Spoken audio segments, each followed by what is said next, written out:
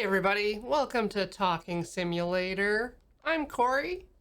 I'm going to be here in the driver's seat today playing Raji, an ancient epic. And I'm joined by Cameron Lauder. Hello, it is me, Cameron Lauder. And Shivam Bat. Hello, it's me, Mario. And joined remotely by Mario. Cameron and Mario. How's it going I today? just said to me and I was like, oh no. Sorry to put you on the spot there about your own name. Thank you so much for having me today. I'm very excited. I'm excited too. And, you know, you're not the only one that suggested you come on the show and talk about this. That's pretty great. Mm-hmm. That's a nice feeling. Anyway, I'm so excited to meet you, Mario. I loved your movie.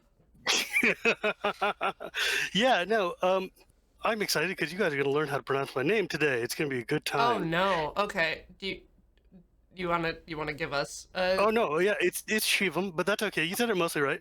My last name is Butt, which is impossible for any American to say or Butt. Westerner to say. But No, it's more like your derriere, but with an emphatic buh. Shivam Butt. But Yeah, it's a very difficult one. I hold it against nobody, because my wife would get very unhappy if I did. But I'm super stoked. Raji is a really great game, and it's the first time that I've really felt like Indian culture has showed up in a video game that I am not deeply, deeply ashamed of. all right, that's Fair. that's a Very good place fair. to start. Right. I held off a few extra seconds there with the intro just to give us time to install the game, so I'm going to hit go. I'm going to hit what I think is go on a PlayStation and not a Nintendo device. Also, it's my 47-month subscription this week today. So I saw you thank you, just me. like bam right there. I hit go and then there was you. Switch audio see, folks, very subscribe high. for 47 months, and you too can host a show on Loading Ready Run.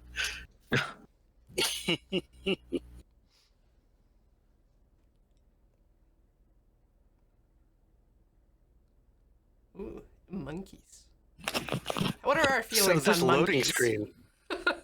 Oh, the These steps? steps. So this is what's called a step well, which was done in Rajasthan, in India, in the west of India, in Rajasthan, Gujarat. They're basically bathing areas that were dug out and carved out of marble. And they've got these gigantic steep steps, and in the olden days, they were full of water all the way up to the top because This of the ritual is the bathing that heart happened in of our Mohenjo-daro story. cultures. Oh, Golu and Raji. Sorry, this can be like Brother pop-up and video. sister. I apologize.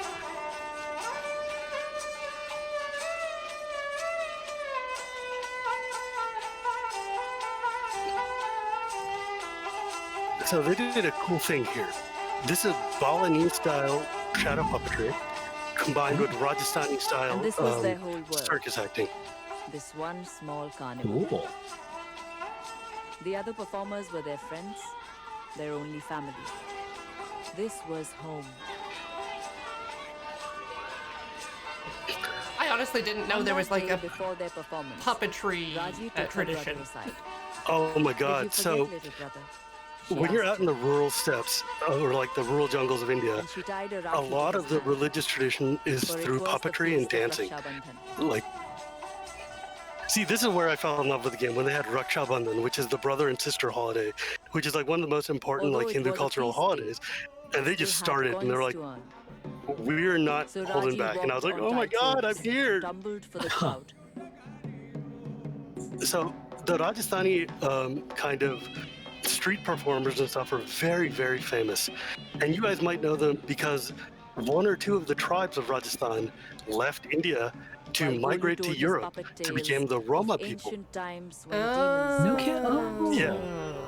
So that whole tradition of like that culture of the Romani and a stuff long, long time ago, has stems from the same Teen source did that penance this game's for showing heroine such does. devotion, Brahma blessed him with Okay. immortality and a mighty weapon of all.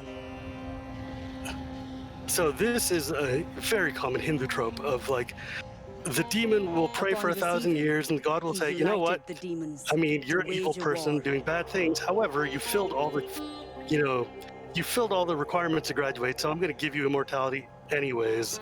Sorry. And then they'll go to One like day he Vishnu and say urged like, him okay, to I actually stop. gave him immortality. Can you please do something about that? And then Vishnu will be like, again? And He he's like, killed look, man, you've got 10. ruthlessly without thought. One of them could work, right? So that's the demon right there killing the goddess of the earth, This Bhumi angered Devi, Shiva greatly, my and he namesake. stomped, Oh, Oh. okay.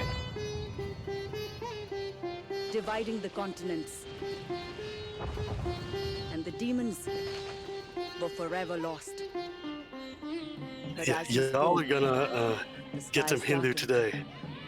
and Oh, the that's earth what I shook, signed up for. So and other figures gotta, dressed as you gotta demons deliver. strode through the crowd. These were not masks. This was not a child's tale. I really like the setup of this game a lot.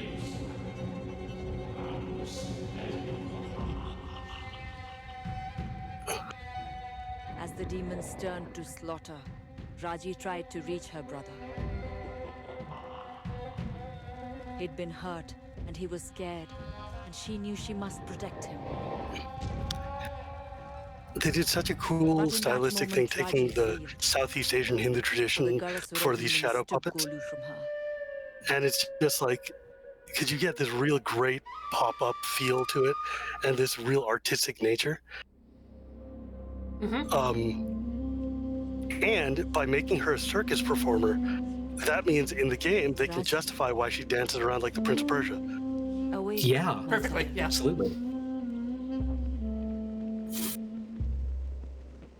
The hand poses? Yeah, I mean, all these hand poses are called mudras, which are different, like, poses and stuff as part of the dance culture there. And they all represent different things, but I'm not a dancer, so I couldn't give you the details about that. Golu! Golu! They're a very strong pose. No! Yeah. So, so sorry, bhai. By means brother. Can you tell me more about the brother sister festival event day? Oh, yeah, so Raksha Bandhan, the thing that started this, basically, what it is it's a family bond in that the sister will come to the brother with this bracelet and tie it around his hand, and in return, he will promise to protect her. It's basically a way of like family bonding, of like saying, look, I am always going to be here for you, and the sister's like, I'm going to bless you such that you will always be around to take care of me if we need to. And it's this incredibly like very heartwarming and like family friendly. It's like it's Yeah. kind of like the Christmas equivalent. Like we all get together with our families, we all tie the ribbons around. Like I'm wearing my Rakhi right now because it was in August, and it's one of those really just good holidays that just feel like it feels really good. And one of the things is that if you tied a Rakhi around any man, you would be like saying, "This is my brother." And so there was a time when there was a Hindu queen in Rajasthan, and she was being attacked by the British. And she went up to the Muslim ruler nearby and tied a Rakhi around him and said, "Look, man, you got to help me." And he was like, "Well, you're my sister, so I'm going to go and fight these guys off for you." And that's how she saved her kingdom. And it was a phenomenally cool, like cultural representation moment. Yeah. Yeah. Okay. Yeah, and so it's one of my personal favorite holidays. It's like deeply meaningful. It's really cute, and it's just like it gives you things to wear. Like I like things to wear. ridiculously wholesome and good feeling, unlike a Yeah, lot of it's our like celebrations that are consumer based Yeah, or I mean, look, the guys do give gifts to the girls in this, but it's also it's a nice feeling. It's a nice feeling. Hmm. And like from far away, you'll do things like mail Rockies to your male siblings or cousins or whatever. Just, it's like, I'm thinking about you. We can't do it in person. But one of my few problems with this game is the camera is zoomed so far out. But I also understand because the backgrounds are so gorgeous that like it's like, that's yeah. okay. I need to be shown this, like that little tilt the camera's doing there. hmm This game does that a lot. It's like, hey, we did this thing. Check it out. She is so young. Ooh. A child. Remember Shiva's words. It is so much weight to put on the shoulders of So- a mortal. Is this one strong enough? It's really neat that they got the two narrators to be the goddess Durga and the god Vishnu. And I just wish they didn't have Vishnu whispering all the time. Really irritating. Hmm. Just a second. My child just walked home. One moment. Oh. Watch this cutscene. I'll be right back. All right.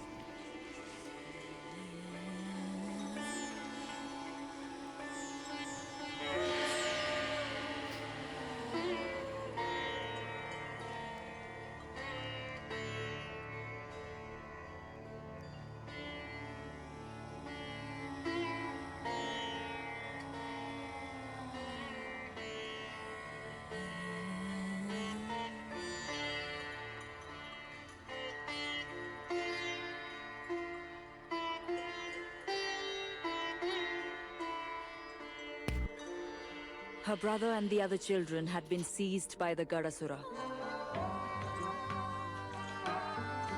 I told her that she must be strong. Her journey would be difficult and full of unknowns. I blessed her with the Trishul, my most powerful weapon that Shiva had given to me. Yeah, well, we learned the origin story of Durga in this game, and that's really, really cool. This, with I'll show Raji's it to you own guys when we get to serenity it. and strength, Okay. would save her Yeah, brother. Trishul means trident. But, yes. Like, this is such a... I mean, I just love this. I love that this game started unabashedly. Like, this girl goes up, and the goddess, the actual goddess, comes out and is like, I'm going to bless you and give you my weapon to fight the thing. Because this is such a very quintessential Hindu story of like, hey, I'm the human hero doing the thing with a god-blessed weapon. It's like also very, Greek mythology, Roman mythology. They all have these kind of same humanish tropes. But it's just neat. You'll find out as we go through that these guys did really cool things with the environmental. Like actually, if you go backwards a step, go back to in front of the goddess. We'll talk about her jumpy jumps in a minute. Yeah. But if you go back there, you will see go downstream Down. towards the front, I guess. The Brahmin. Yeah, you'll see like there's this whole circle of there they are. This whole circle of bulls here that are on this surrounding this plate, which is part of that whole theme of creation. It's one of the ancient creation myths of these are the four bulls pointing in the four directions, holding up the world. Like it's all turtles going down from here. The turtle would be on their back. Of like, this is like the basis of cosmology here. So it's a cool little like environment. They do so many of these things. Lots of little tiny just environmental things that if you know makes you really happy, and if you don't know, it just looks cool.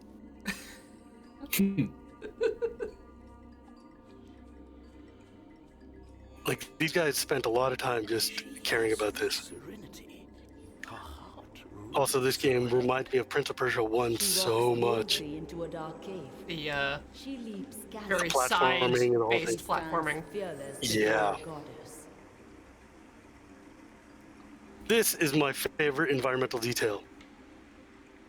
You Okay. hit Y, Har Har Mahadev. and boom, literally no other use in this game except to say, "Hail to Lord Shiva," whose head and with the coming out of his hair there, the goddess Ganga, who's the Ganga River in India, Okay. is pouring down the water from the heavens from the Milky Way itself, which is the divine river, down into India to be the sacred holy water of the Ganges River. But Har Har Mahadev is what we say when we're doing like Hindu rituals for Shiva. So it's one of those things where I'm like, that has no purpose in the game. You get nothing if you walk past it. There's no like, it doesn't teach you anything about the game.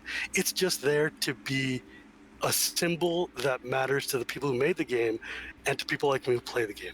And that just made me so overwhelmed.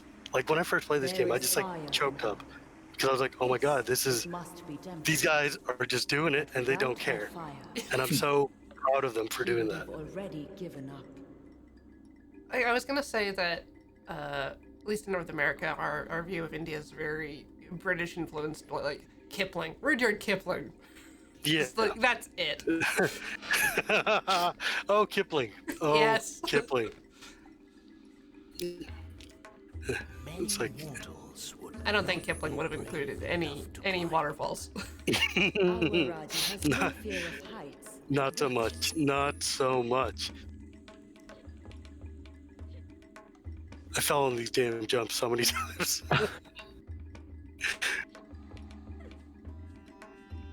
I'm lucky this is still a video game. Yeah. Yeah, that is the thing. Sometimes I get so caught up in like the stuff and I'm like, oh, it's a I have to actually play the thing too. Yeah.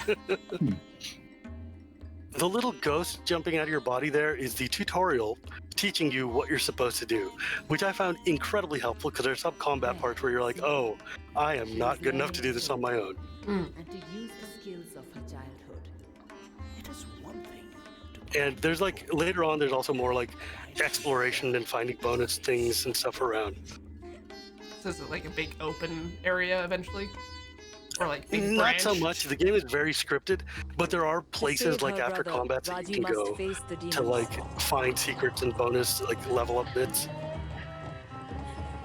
She held the Trishul, and it was a Man, gift don't of even great get me power. started about Symmetra. I have nothing nice to say.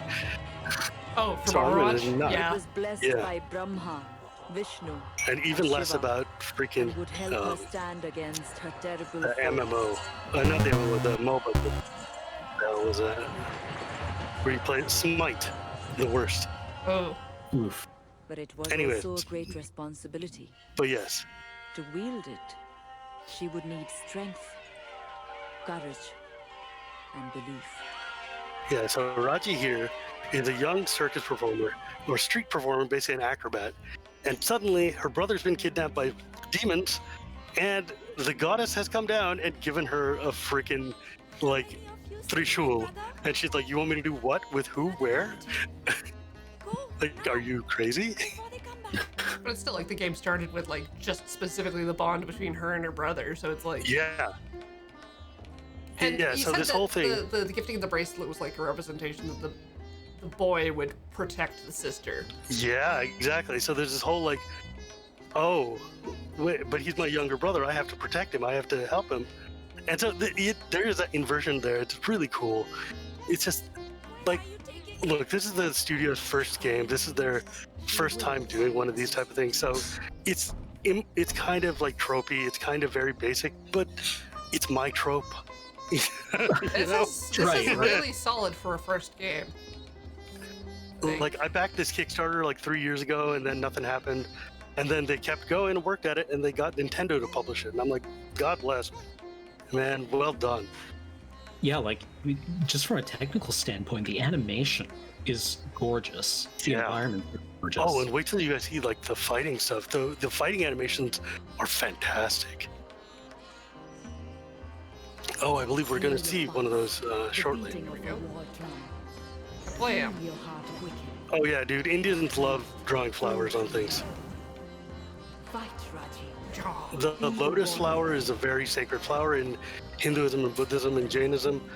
It's like a lot of, it's just representative of so many different things, purity and innocence, and also flowers are really pretty. The lotus like, Like- a water plant, like a water Yeah, the lily, water like lily, a big basically. pad. Hmm Okay.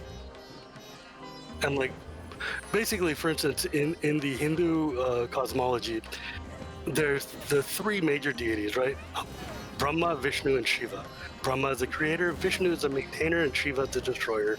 And that is not even remotely accurate, but that's like as close as we can get. And it's weird because if Brahma is the creator, why is he being born out of the navel of Vishnu, who is the preserver? You know, but Right, what right. happens is Brahma wakes up and is so Vishnu sleeps on this giant snake bed in the ocean of milk in the heavens, and when he does, a little lotus grows out of his navel, and that lotus blossom opens up, and out of it comes the four-headed creator god Brahma, who then wakes up, and when he wakes up, the world is created, and when he goes to sleep, the entirety of the universe is dissolved, and then when Brahma wakes up again, the world's created again, and those are called the Ages of Brahma. That's like the bronze, silver, gold of like ancient Roman times.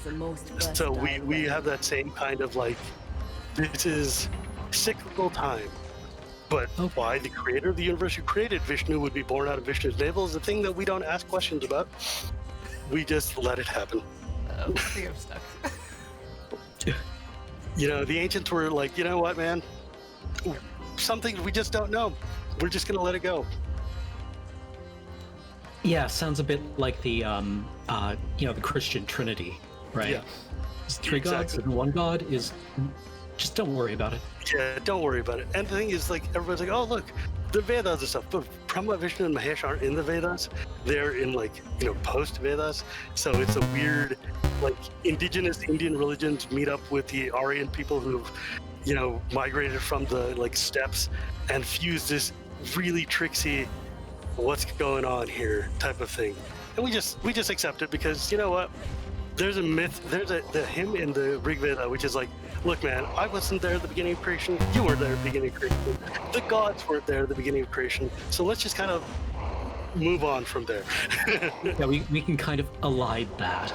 Yeah, we'll just assume it happened and move on. Yeah, like there's very good evidence that it happened. Yeah, it's like we'll deal with that when we get there next time. I like that. That's very pragmatic. Yeah, it's just like. Also, I just like how her weapon works. It's really cool. It's got some neat animations and combos. Yeah, I like the You do little get multiple handstand. weapons in this game. Yeah, how are you doing the extended, like the That's the not strong lunge, attack. but- That's the X.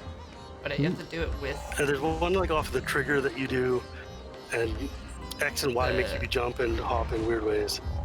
Just target and throw. I do really like the flower as like a health bar. That's cute. Oh yeah. Oh okay. Yeah. Yeah, I thought that was a really neat pattern to have the little. It took me a minute to figure out what was going on, but also when you kill an enemy, you can hit Y or A, and it'll drain their soul and give you life back. Yeah, I just drained that soul through the crotch. Normal You know video what, game man? stuff. Shiva is a giant stone phallus. It is not unexpected. I'm just saying. Watch this. She's a circus performer, our Raji.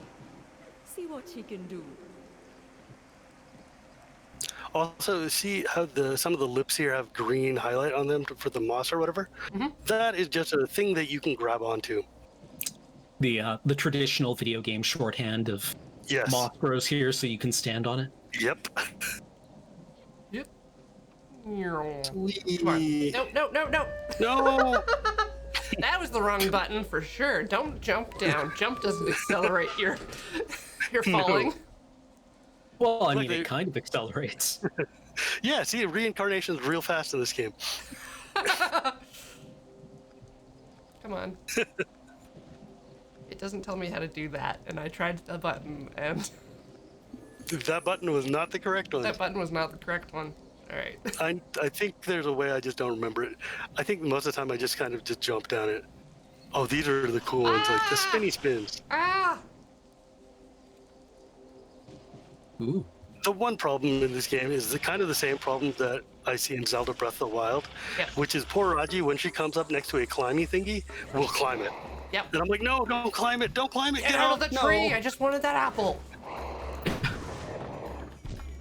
Yeah, this game is definitely hack and slash meets like Prince of Persia platforming. It's like the later Prince of Persia games. Yes, it feels like Sands of Time if it was done in the original engine. But I just think, I don't know, like, look, man, you have to have a game part of the game.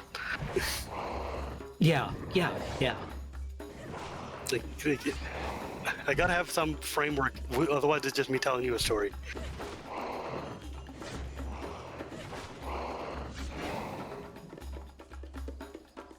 Yeah. The studio made a game, not a film. Yes. The demons are Rakshasas, they're demons. They do demon things. You said Rakshasa? So this- so like the this is like one of the cool D&D things. This- Rakshasas. Let me tell you what I think about the Rakshas in D&D. Here's the thing. If you look at Hinduism, you will never find a cat-headed demon with its backwards palms. That was literally created for the monster manual. And now in Magic, they're the same thing because WotC doesn't look... Wow, I did not know that, I'm actually. just going to let that one slide. There are no cat-headed demons. These are Rakshasas. Rakshas and Asura. Rakshas and Asura are basically the words for demon. They're just synonymous. It depends on when in the era you're from. This, by the way, is cool. This is a little temple here, a little shrine that you find in India all over the place. And wherever you go there, they will give you little power-ups. Ah, But yeah, there are things about D&D's versions of India that just make me The mandala shows go on each polemics, person and I'm just not going to do that. past. I'm not going to do that. There's always a purpose to such visions. controls. B. Yeah. So this is a mandala. Go ahead.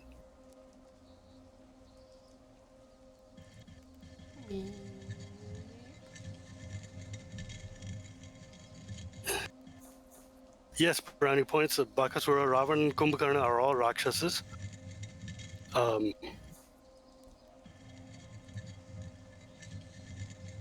This is But, a scene from Raji's life.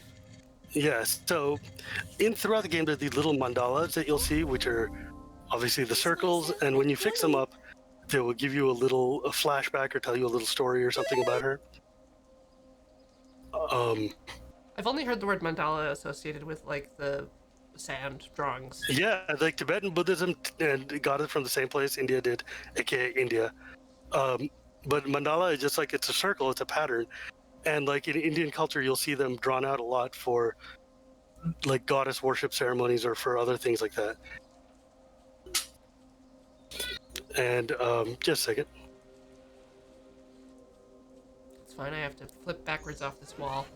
Oops, I did the wrong thing. The dummies will come back. I have to do it correctly or the dummies come back.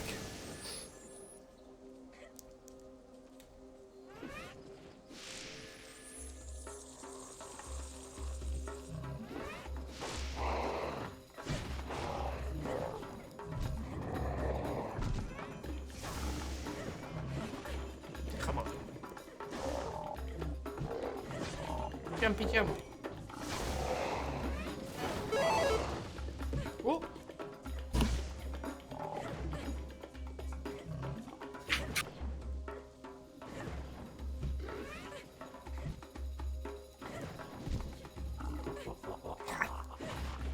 Yeah, I've shown up on a lot of loading ready runs.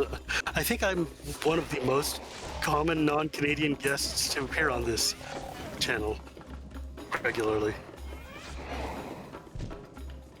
I met you when you came for the PPR, and I think you've done Yes. just several like Commander or Forehead games. I've done one. I did one Friday nights, but I've appeared on a couple of TTCs. I did the PPR, stuff like that. Yeah, Molly probably has you beat. Yeah. So gotta But work yeah, more. definitely in our top 5 most recurring guests. Yeah, the Americans. I mean, you guys keep doing things I want to be a part of, so. Come on. Yep. But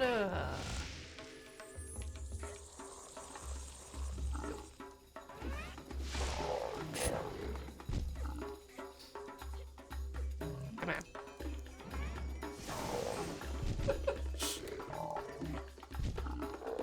The jump is so far. Yeah, the combat, sometimes it gets, like, they want you to do a thing, and I'm like, you know what, how about I just run up and just mash Yeah, instead? I know what button does hit. And I'm like, you're just gonna get hit a lot. Yeah, that's one of my recurring pet peeves in games when they want you to do a thing and you do the thing, but you didn't do the thing in the right direction or from the right place on the map. Yeah, and Right. I'm just like, mm, I was Just- playing Star Wars Squadrons last week, and they wanted you to drift, but I wasn't drifting from the right place. oh, for God's Oh. sakes. So You're in it's like, space. yeah, you had to do it in the correct direction from the correct starting location. Oh my God. So the different the different demons. I'm sure if I went and dug out in like Hindu history, there would be all sorts of like categorization because there's nothing that the ancient sages love more than like categorizing things. But realistically speaking, there's no consistency. There's no kind of theme. They're just like some demons are just generic humans. Some are like magicians. Some are shapeshifters. Some are just like non-human looking pig thugs. But so this is really neat. This right here is a shrine to Kali Ma. Kali, of course, the famed most like wild and crazy incarnation of the goddess. Her tongue is out, sticking out. It's like so iconographic that when you see just an icon like this, spray painted on the wall, of big eyes and a tongue dangling out, you're like, oh, that's Kali. Kali means black. It means time. It's like the end of all things. And this is just the sort of kind of street shrine you would find in like India, where it's just like, oh, hey, somebody just painted the god here, so this is now just a divine spot. So you can kneel here and leave a fruit or get a blessing or do whatever. It's not even like a real straight temple. There's no priest or nothing. It's just organically there. And in this game, they use these shrines as means to heal her, power her up, give her her Super Saiyan power, whatever, charge up to do the special thingy bobber. And when you kill more enemies, and Kali Ma gets charged and blesses you again, because her tongue is dangling to catch the blood of the demons that has fallen on the battlefield. Because she has gone super freaky, like crazy town. Because in the story of Mahisasura Mardini, which we'll find in the cutscenes going forward, Om Shri Mahakaleshwar Namaha, right? She just did that when she did her superpower. That's a real mantra for Hail Mother Kali. Just comes out and she's like straight up does a religious thing, stabs the Trishul into the ground and blasts all the demons. And that's like, if I was going to do an Indian RPG with Hinduism, that's exactly what I would do. I'm like, you say the words, the thing happens. Yes, there are words that we say today. No, that's not appropriation, because that's just the way the stories tell us it happened. They say the mantra and the thing happens. And they're like, well, how come we can't do it now? Well, you can't do it now because we're in like the Stone Age. In the Golden Age, when we were pure and powerful, we could do these things. So it's just kind of one of those like, hey, you know what? We have fallen far enough that we no longer have access to these powers. They once existed. They don't now. Move on. It's a really cool way for them to like have supernatural without also creating false expectations of us being able to have that. So like you can go back there and hit Y and get it again. Okay. Go up to the... There we go. Let's kill this one. Thing. Brrr. Yeah, and like going back to the demons in this game, or in Hinduism rather, like sometimes they're literally just dudes who are just asuras. Just like I'm a generic king, I'm a normal guy, I just happen to be demon-blooded. And sometimes they're literally just like, I am a serpent whose tongue is a serpent that serpents things. And you're like, okay, maybe let's unserpent a bit. But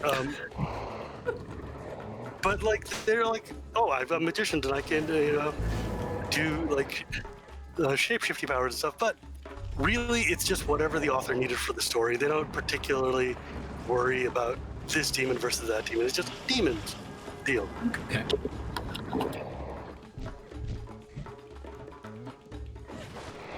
I'm a little fascinated that they look so much like what I would identify as an ogre. Yeah, well, that's the thing. Like, when you first translated things like Rakshasas and stuff to English, the word they used was ogre because they look just like ogres. Oh, yeah, dude, there are battles here where I go back to that shrine 3, 4, 5 times because I'm just getting thugged. You must admit, she shows promise. She will need battle skills. That is so true, and they will be sorely tested. Did I jump over there? But that is not what I Seems meant too far to jump. when I asked if she was strong. No, it's not gonna let me jump over there. And no, demons aren't always bad. That's kind of why I don't like the translation demon Look in here, English, Luca. because They have that implies a captured lot. your own story. It does. But, like, for instance, there are times when before you click forward, let me just explain this little story bit here. Sorry, I'm got so many stories to tell. Please. So basically, in ancient Hindu mythology, if you go back far enough, you've got these two factions of divine beings. The Devas, who are the gods and demigods and such like that, and then the Asuras, who are like the demons, devils, ogres, and what have yous. And they're not necessarily, and like the good guys like Indra and stuff are basically the Olympus pantheon. Like the Greek god, they're drunken, they're like, philanderers, they're all the gross, like, id. And the demons and stuff are basically the difference between demons and gods is your ego and how much you let it direct what you're doing. So it's not necessarily that, oh, this guy's a demon and he's evil because he's destroying things. No, this guy is a demon because he is putting himself and his needs ahead of the needs of society, of his place in society, of the culture, or of, it's effectively like you have allowed yourself to become so arrogant that somebody needs to come and solve this problem. And like the Devas are like more in control. They like go crazy and get drunk and do stupid things, but also are like, let me pull back because I can see where I'm falling and I'm see where like the problem is going to happen. And so like in the creation myth, for instance, like this is let me tell you a story. In the ancient days, there was in the Sea of Milk, the demons and gods were getting together. They were having a big gigantic war. And the demons went to Vishnu and said, we're getting our asses kicked by these by these demons. And the gods were like, what can we do? And Vishnu said, well, if you churn this sea of milk, then you will be able to get the drink of immortality. But you can't do it by yourself. You got to have the demons help you. It's like, how are we going to help them? They're going to kill us. And they're like, well, we're going to say, like, you know what? You can have some of the drink. So what they do is they grab Mount Meru, which is Mount Olympus, the place of the gods, and they throw it into the ocean, and they're like, oh crap, it's sinking, what are we going to do? So Vishnu takes the form of a turtle and puts this mountain on his back. It says, okay, I'll be your butter churn. Grab my snake Vasuki, sling it around here, and just churn the sea of milk, and stuff will come out. They're like, well, we can't do it by ourselves. And they're like, okay, well, the demons will hold the tail, the gods will hold the head, and you guys spin, spin, spin. And stuff started coming out of the ocean. Like the 7 great sages came out, the celestial dancers come out, like Pandora's box type of stuff, all these things come out. And finally, like, the wish granting cow, the jewels of immortality. Finally, the last thing that comes out is this jar. And this jar has Amrit, which is ambrosia. It's the same thing. It's the thing that's the juice of immortality. And so the demons and gods immediately start fighting because they're like, crap, it's the juice of immortality. I need it. So Vishnu goes and he takes the form of a beautiful woman and picks up and says, okay, everybody get in a line and I'll distribute it. So he starts going down from the head of the gods all the way down, and whoops, before they get to the demons, they run out of juice somehow. How could it be? So all of the gods get the immortality juice, and one of the demons manages to just drink up a little bit of it before he gets, before they get stopped and before Vishnu stops them. And Vishnu immediately turns back into his normal form, grabs his chakra, throws it, and cuts his demon's head off. And then this demon's head becomes immortal and is now forever angry at Vishnu for having stolen the drink of immortality. So, and this is a long-winded story of saying, when there's eclipse, the sun that is going through the sky gets eaten by this dark moon that you don't see. That is the head of Ketu that we see coming to swallow the sun, to be angry at it, to not let him have the full thing of immortality. But because his torso has been ripped out, Vishnu comes out the backside of his head and the eclipse goes away. Because he swallows it and spits him out the backside. There's also a whole long side note of how Shiva fell in love with the female form of Vishnu, and they end up getting it on and giving birth to another god, which is one of the first transgender queer Hindu stories. But that's like a whole another good half an hour. So feel free to hit Y and let's see what the document says. Mahishasura, This is one of my favorite stories. The buffalo demon. Evil Without him, you would not have come to be. This is the moment when he Somebody was needs to tell Vishnu he doesn't have to whisper. by It's okay. Brahma. No Like, man you can talk. could kill him. The sound guys can just lower your volume. It's okay.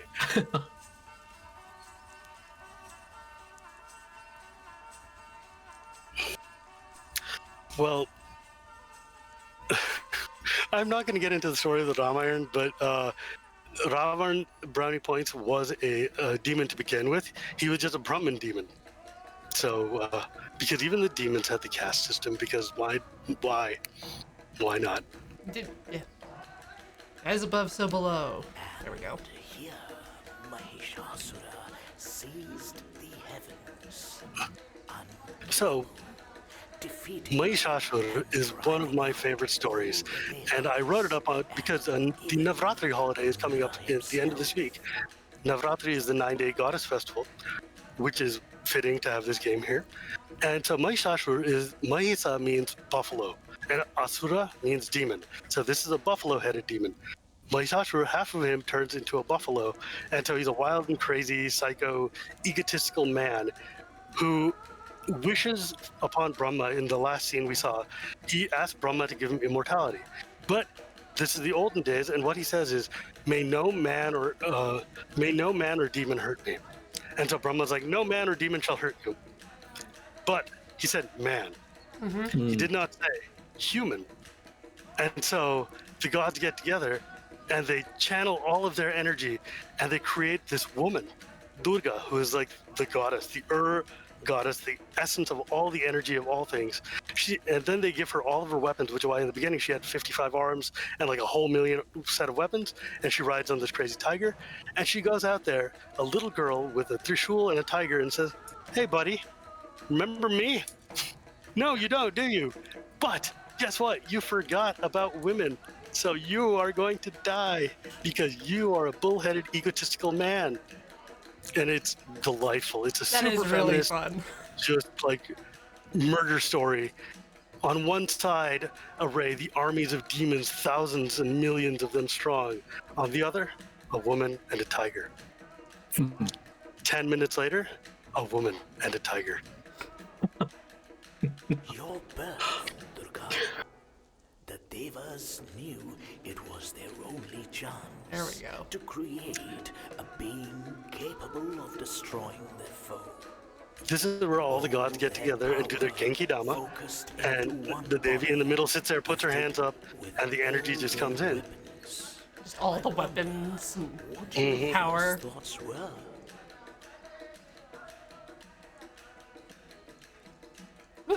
Okay. Whew. Fall damage is not a thing. It's just you can die in You bottomless can't fall pits. too far, though. Oh, here we go.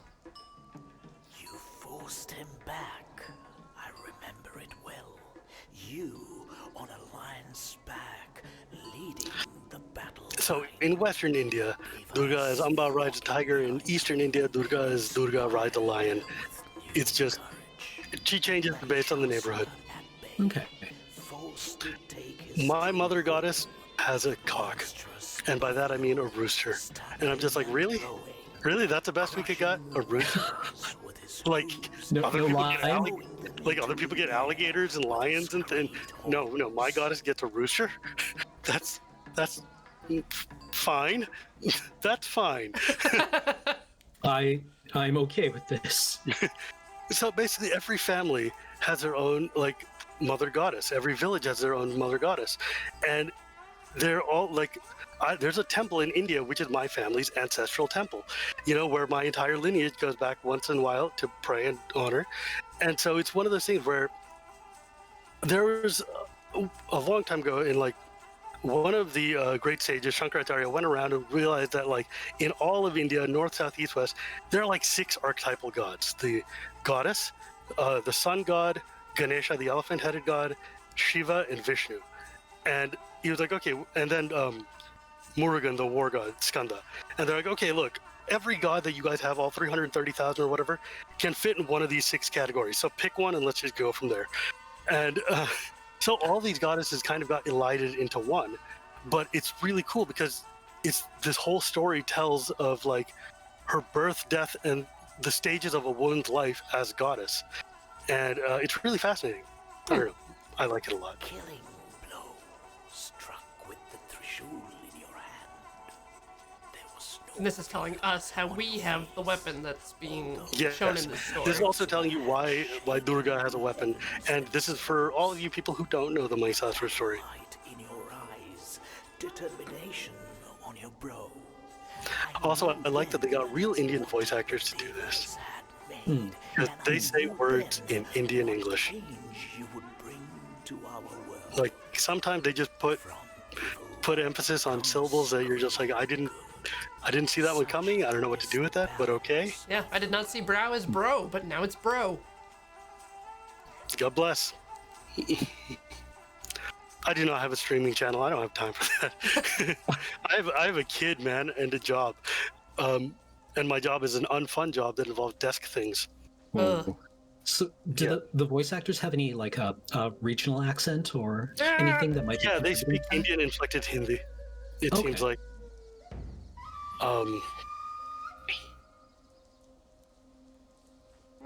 Like, oh, I guess. I mean, I don't know the specifics, but they sure sound like Hindi speakers. You can tell the difference between a North Indian and a South Indian by the way they speak English. It's hard for me to explain, so I'm not going to. However, you can tell. Mahabharasura's demons Okay. have warped one of the holy trees of Bhumi Devi. This is why Shiva imprisoned him, to stop such corruption. That's a What big is set piece. corruption? All things change. Corrupt foreboding. Yeah, the studio being out of Pune means puts it right by Mumbai, which is why everybody speaks Bombay South English.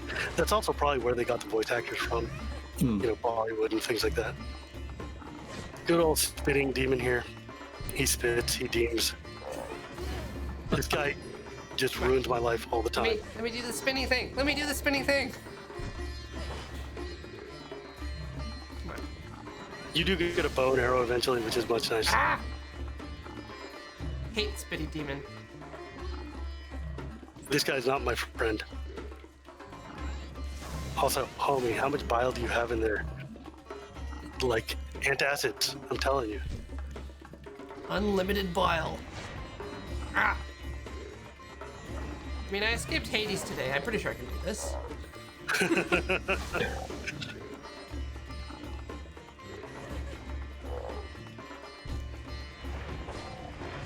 Come on. Dodge. Dodge. Serpentine.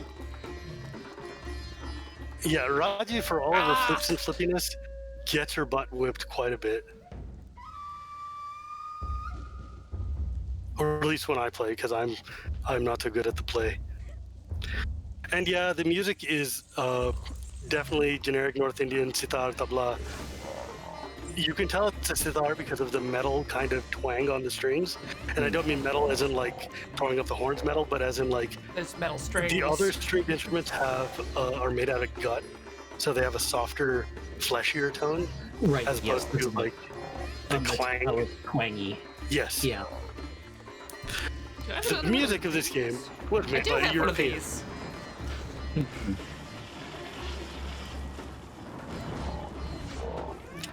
The thing is, like, all the incidental themes and exploring themes are really good, but I got real tired of the battle music of this game. Just because, like, you run into it a lot, and there's not too much variety in this as the places I've gotten to. That's a shame. Like, yeah, I'm like, oh, you guys did such a good job with the music, and then the one scene that you show up at a lot. But I mean, isn't that just RPGs, right? Like, Yeah. they spend Yeah. forever. Like, you're gonna listen to that one loop all the time. Like in Final Fantasy Tactics, you know, listening to that one stage. Just the opening, like, 3 notes of, like, the field battle stage in Tactics. I'm like, Yeah, why did I right? buy this game 4 times? I have played it for thousands of hours, and but yeah. So this is a corrupted tree. You have to do the same spinny thing you did with the mandala. I recommend starting at like the bottom one, or That the one's top bottom. one, whatever it'll. because you spin There's the only bottom one, it'll 3. drop. Oh, Oh, okay. it'll fit in its spot. Yeah, like you spin it around and it'll fit in to make the thingy shape. Are there other types of supernatural beings in Hinduism? Oh, friend. Oh, friend, do we have supernatural things in Hinduism? Boy, howdy, do we have supernatural things in Hinduism. There's gods, demons, nagas, spirits, like, freaking... Yes, just yes. By the gillions.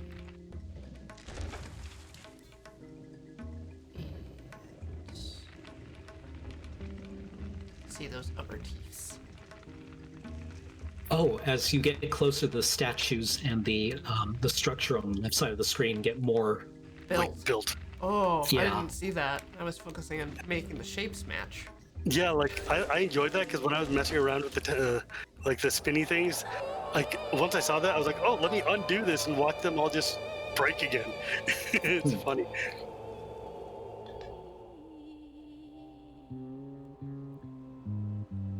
The tree showed Raji a vision of Golu, of dark clouds and a gathering storm, threatening destruction on the world.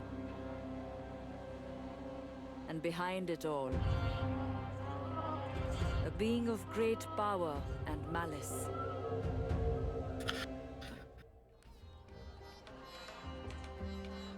I mean, werewolves and things are just generic raksasas. The fortress of Jagar.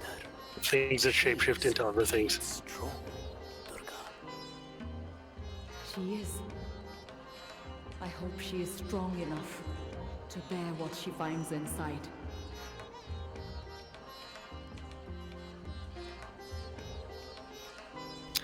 This game does chug in a few places, A but lot of, I mean, lot what of are you gonna grass here. do? Yeah.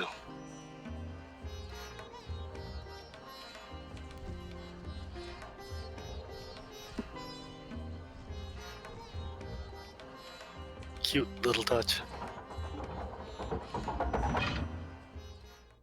The architecture here is totally based on like Rajasthani style, Western India, just that Mughal influenced kind of like North Indian style, like lots of domes and lots of arches and lots of like filigree work on the doors.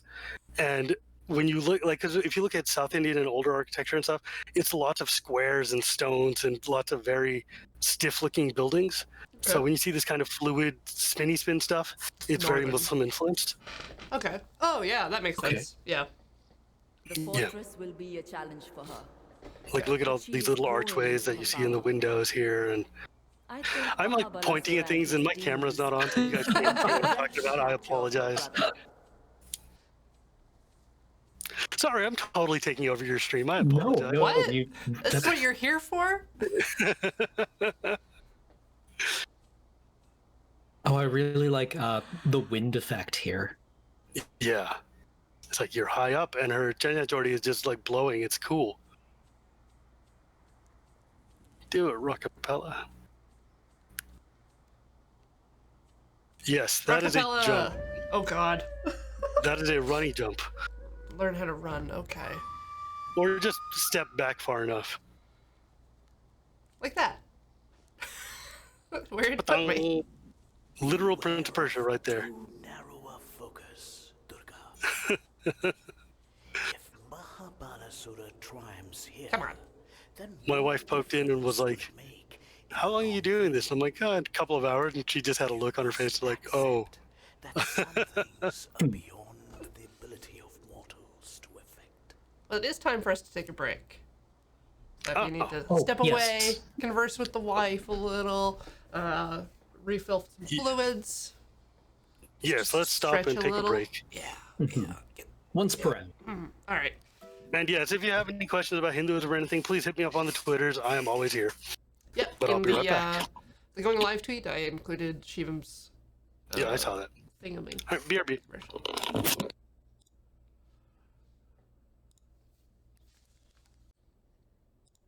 All right, I am back.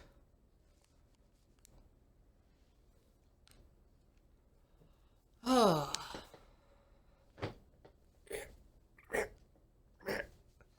Y'all get your stretching done? I see you there. chat.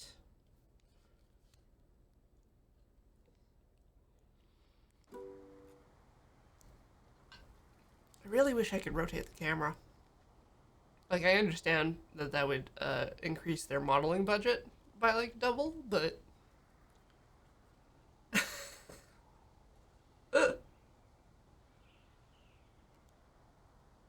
I have returned. Welcome back.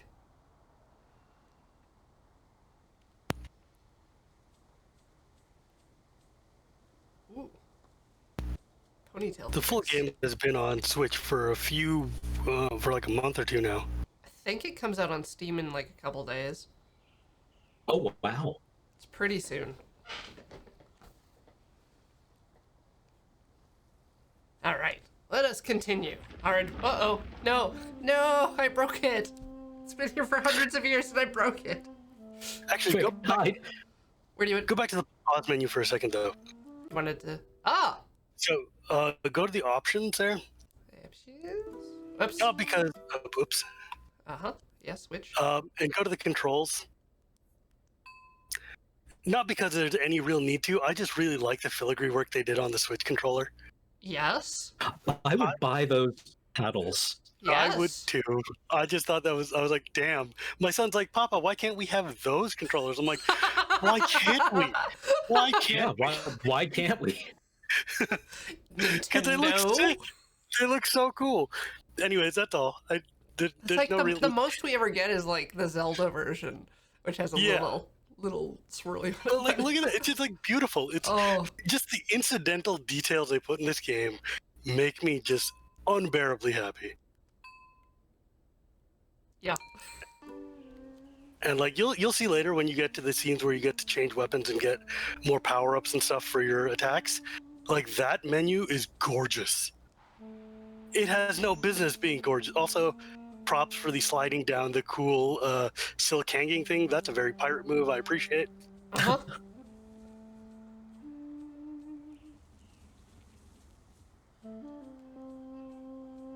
I love the flute in the background, the gentle bonsai that's just playing.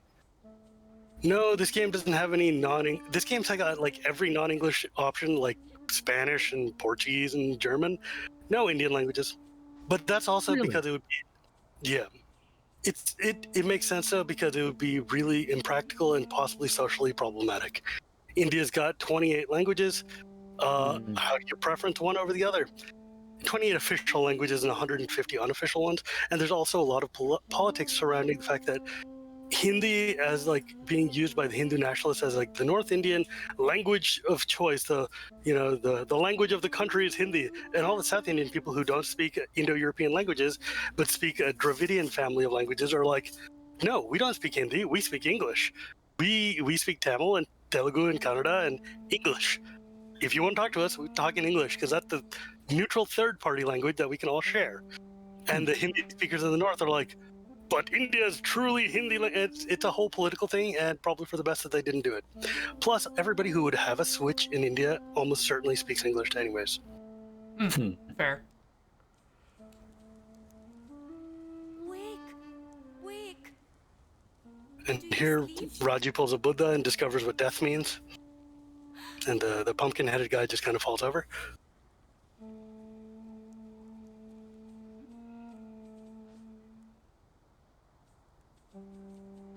Do we get to find out why he's dead? Because demons? Okay, that's fine. Sorry, I'm sure that there's some like meaningful metaphor or something, but it's also Oops. demons. Well, I didn't mean to do that. I meant to do a different thing. But yeah, it is like when we entered this zone, there were arrows on the door implying an attack. So this guy's had a bad time. How do you even get up Oh, there? yeah, wow. He's seen better days. It's just a flesh wound. This scene is where I freaking lost my mind and did a whole Twitter thread. So stop, before you go forward, stop. So look at the ground, See that? That's called rangoli. Rangoli is this artwork that we do on the ground using paints or powders. Uh-huh. So it's this beautiful kind of like geometric art style that we do on our doorstep or in front of temples and stuff as this kind of decorativeness, but also to represent like this, religiosity, this whole kind of like the sacredness of the goddess temple that we're entering into is all about sacred geometries and about sacred like repeated symbolism and stuff. So it's just really neat touch. And also, if you look at the way that the art is cracking, it shows you that it feels like some grandma drew this, and it's got the kind of bleed that's not quite symmetrical. It doesn't, like, you can tell this was not done by just copy pasting the tile. Each of the little decorations was done by hand by the artists of these games. It makes me really happy. Yeah, no, that's really good attention to detail, because in a space where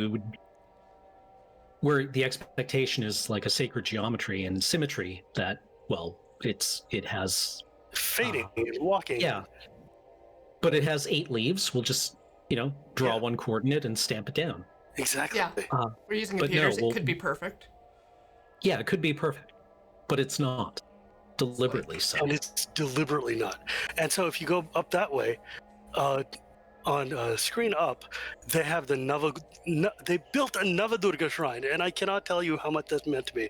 So Durga is the goddess we've been talking about. She's the mother goddess, the one who's narrating the game. Nava means 9. So this is the 9 forms of the mother goddess that we celebrate starting Saturday for the Navratri ceremony. So if you start from the far left and go all the way forward, you will see the entire story of all 9 goddesses be told to you. That will give you kind of the highlight of their life and of like how they go from like being a young teen girl all the way to like, motherhood, to being like the ancient crone or the destroyer lady. I see this one. That's a familiar face. Yeah. See, that's Kali Ma right there. And the thing I love the most about this scene is when you go down to the trigger place where it says the hit Y button, it's underneath the temple bell. As in, like, you ring the bell like we do in a temple, like when we go to a temple right now, you ring the bell to announce yourself to the god or goddess in there to, start the proceedings. So she comes in and she rings the bell, and then the story starts. I love it so much. It's such a beautiful detail. It's like so meaningful to like. What is this? Like, it's hard for me to explain how meaningful this kind of thing is.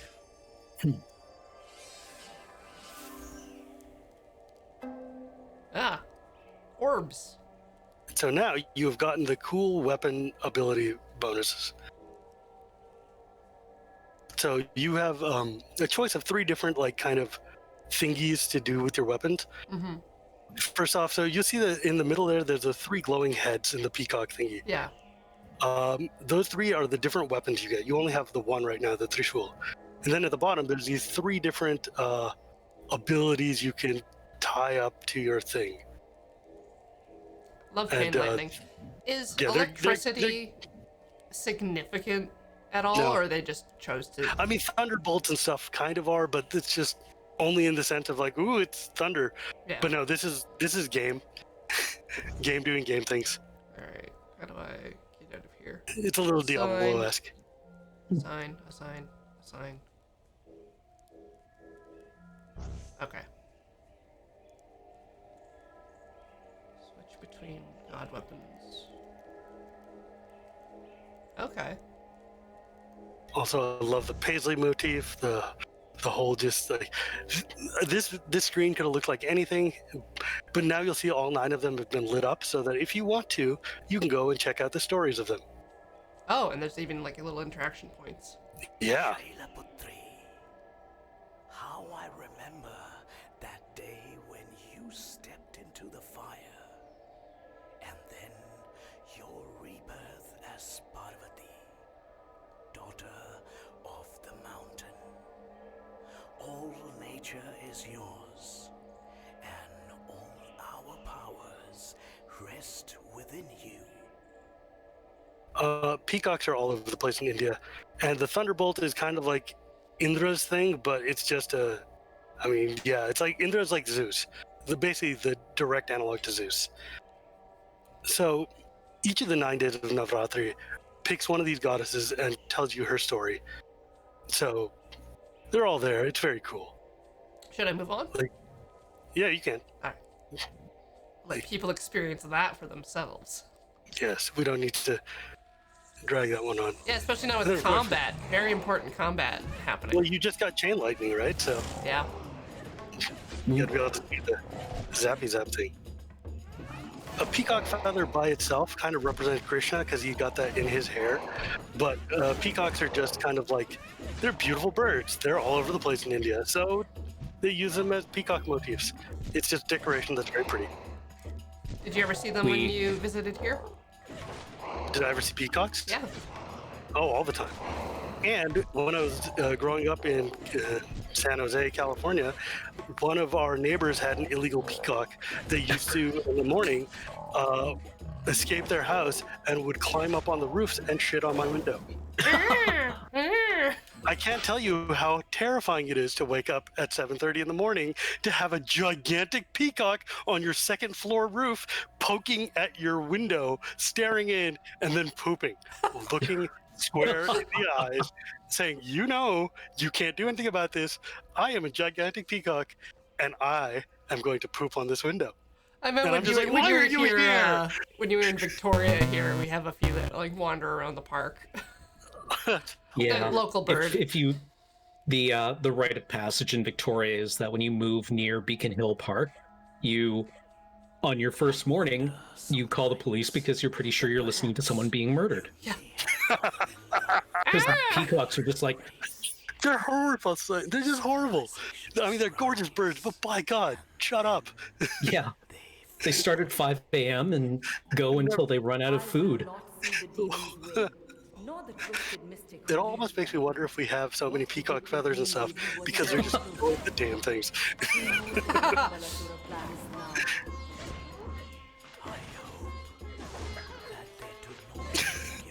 My chain lightning is not helping me in this situation. Well, chain lightning is when there's like multiple of the baddie Well, guys. Maybe I made an incorrect choice, because I assumed there would always be like 3 dudes. Come back. But yeah, like if y'all actually end up playing this game, I recommend checking out the Navdurga story. It's really beautiful. But boy, howdy, do I really wish that Victor didn't whisper every friggin' word he said. I appreciate those subtitles. Yeah. Like, they make some choices in this game.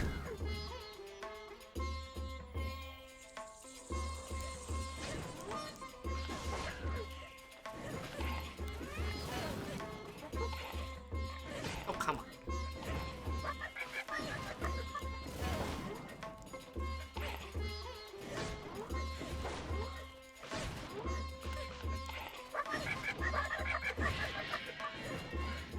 Like they're a Oh, so the little evil good at like canceling attacks if I spam a button, but it still feels a little slow. Yeah. Again, especially since I've been jamming Hades for a week, so. What is the mechanism called for when it stores up your next button presses, but only has a limited Buffering. Yeah. Like in Dark Souls, right? You'll usually have a couple of moves queued. Yes. Or in like Street Fighter. Yeah, so you can get yourself into just enough trouble if you like spam a button. Mm-hmm. Yeah, sometimes like the gamey part of this game does get a little rote and irritating to me, but I'm just so in love with every other part of this that I'm like, you know what? I'll deal. Just the fact that they did it. I just like how the camera moves. Yeah, so far like the level construction and the camera have not conspired to get us killed. Yes. Right, it seems much more invested in No.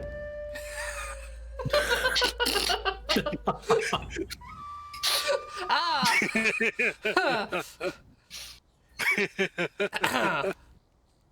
I wanted to know if. Oh gosh, it did do You it. can. It No, did. there's like a thing over there. See? Yeah. That shrine over there gives you a second orb for your dealy bopper. I wanted to climb up here and not go sideways.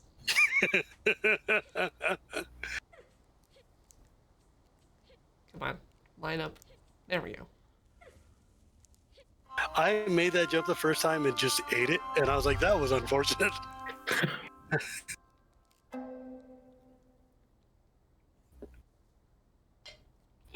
More So- orbs. Wait, how do Yeah, I- you can either get 2 levels of chain lightning or 1 level of one of the other ones. Navigate.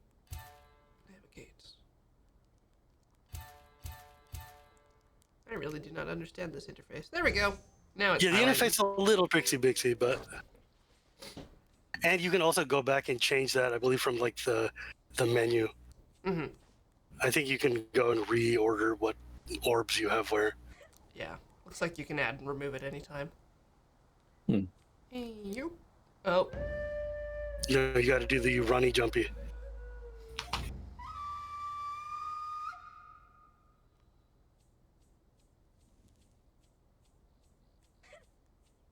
Let me up.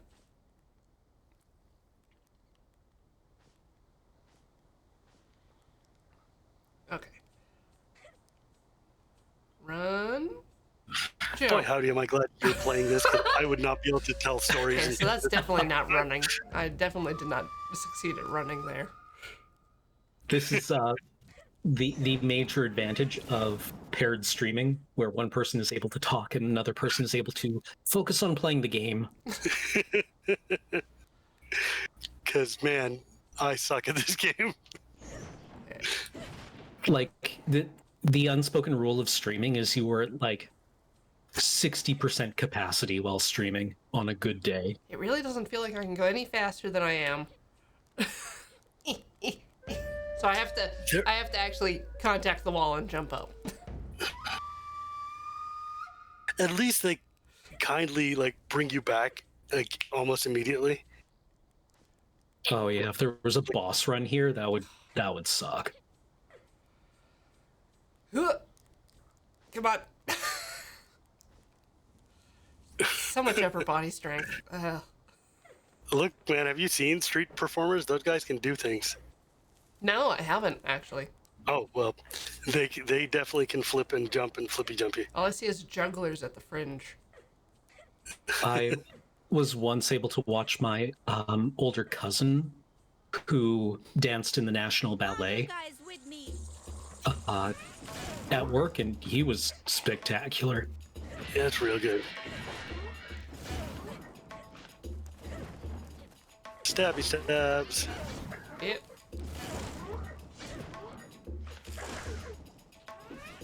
One thing I don't like is that if you kill the thing without hitting A, you don't get your health back. Yep. But what you gonna do? The game's gonna game. Conveniently placed window sills without a window.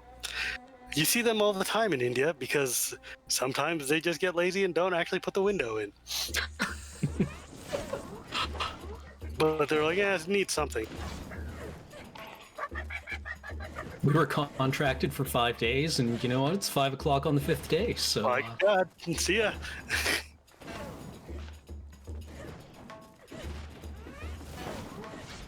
Like, seriously, modern Indian construction firms are something else. Boy, are they. Big country, lots of weirdness.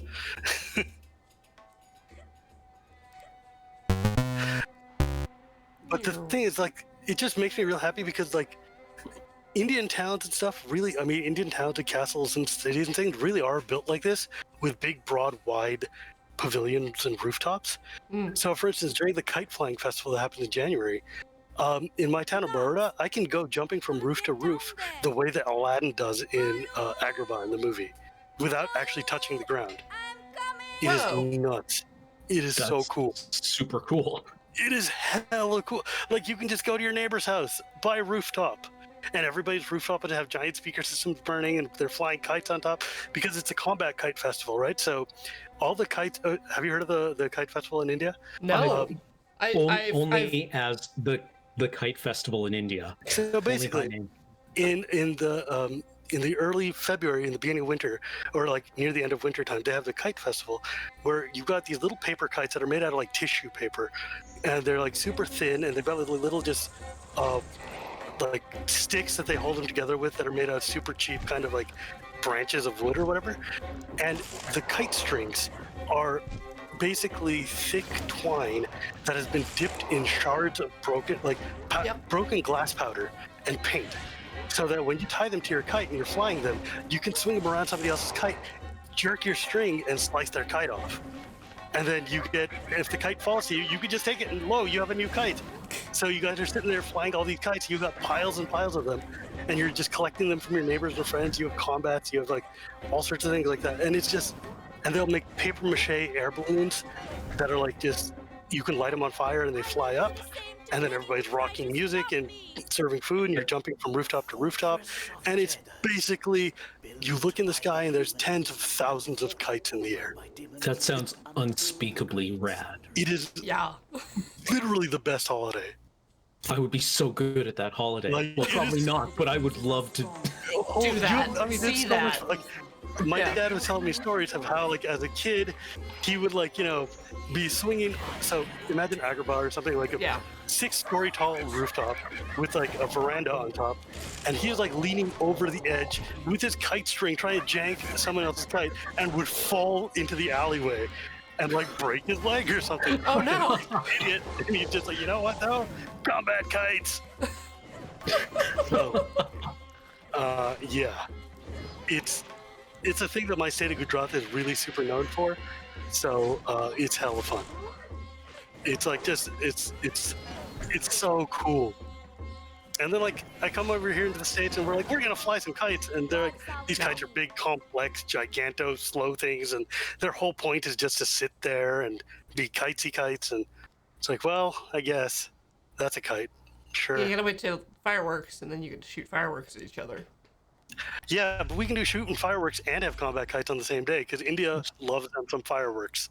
You would think that would be something that would, well, I mean, pardon the pun, that would fly in the United States, though. Like combat kites and fireworks, you think that would, like, people would be into that. You would think. It's hella funny, though. The thing is that people have a lot of, like, personal boundaries of ownership here. And they'd be like, oh, you took my kite. And I'm like, homie, the whole point is you got 38 kites and they cost you 10 cents. So if you lose one, you're fine. And like, so my dad would come, we go to Berkeley to the kite festival in the before times, and we would have these kites, and my dad would take one and just make one out of paper and just be dodging and weaving it around all these, you know, gringo kites, and it's just like having a good time. And they're like, what are you doing, man? You're going to cut my string. It's like, yeah, what are you going to do about it? Yeah, I don't know. My partner has stunt kites, and they're a little more aggressive than normal kites. It's a good time. It's a good time. Boy, I have stories. That is a truly beautiful thing. How did So you that do sure is a gigantic thing. That's a thing. Lord Vishnu. Yeah. It seems Look at That's, that. is that a sword? Yes. Is it? More or Or- less. Wait, is it a bow? Mm. Ah! We'll never know. We'll never know. We will never know. Why didn't you jump? If it was me, I merely would have jumped. Oh, big string. The Yes. good old traditional way of Oh, yank the bowstring eh. because it. I broke it. Oh no. So let me tell you the story. So I died. I was listening to the get story. wrecked. Get wrecked.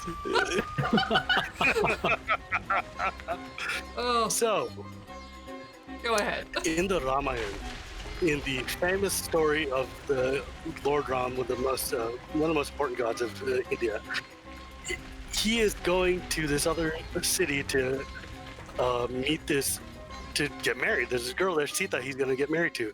But the king of that town has had a contest. His ancestor was given Shiva's bow a long, long time ago to take care of. And he's like, anybody who can lift this bow can marry my daughter because it's a divine bow. It's made out of super impenetrable stronginess. And so Ram, like all these men come from far away and they're trying to lift the bow and they can't lift the bow and it's like struggling and 6 of them get together and they can't move it. And then Ram comes and just kind of like picks it up with his pinky, tosses it up, plants it on the ground, and everybody's just like, what the hell? This kid just came and grabbed this bow? What's going on? He sticks his foot on, pulls the top to string the bow, And as he's doing it, he pulls the tension so far, the bow snaps in half. And everybody's just like, oh, he broke it. Oh, he done broke the bow. That's not okay. Because that's, and then like Vishnu's previous avatar, Parshuram, like, who's a god demon, a god man who's been killing demons for 1,000 years, comes and says, which of you thugs came and broke this sacred bow? And Ram's like, oh, sorry, this thing, here, you can have it. And it's a whole story, but basically the point is, breaking the bow is a deeply symbolic, meaningful thing in Indian culture. Turn around and you can get your own from that little trigger right there.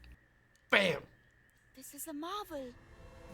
I was like, I realized I was about to get into telling a good hour and a half long story, so I stopped. You're sending me such good fortune. The problem with Hindu mythology, and when I'm telling stories, is that I am surprised, Lord. I have to tell you the story that it's dependent upon, such that you understand the context for the story. And every story is dependent on every story going back to creation. So literally every time I tell a story, I have to start at the beginning of time. And that, boy, howdy, does that get real old. Bam. This is a real funky looking bow.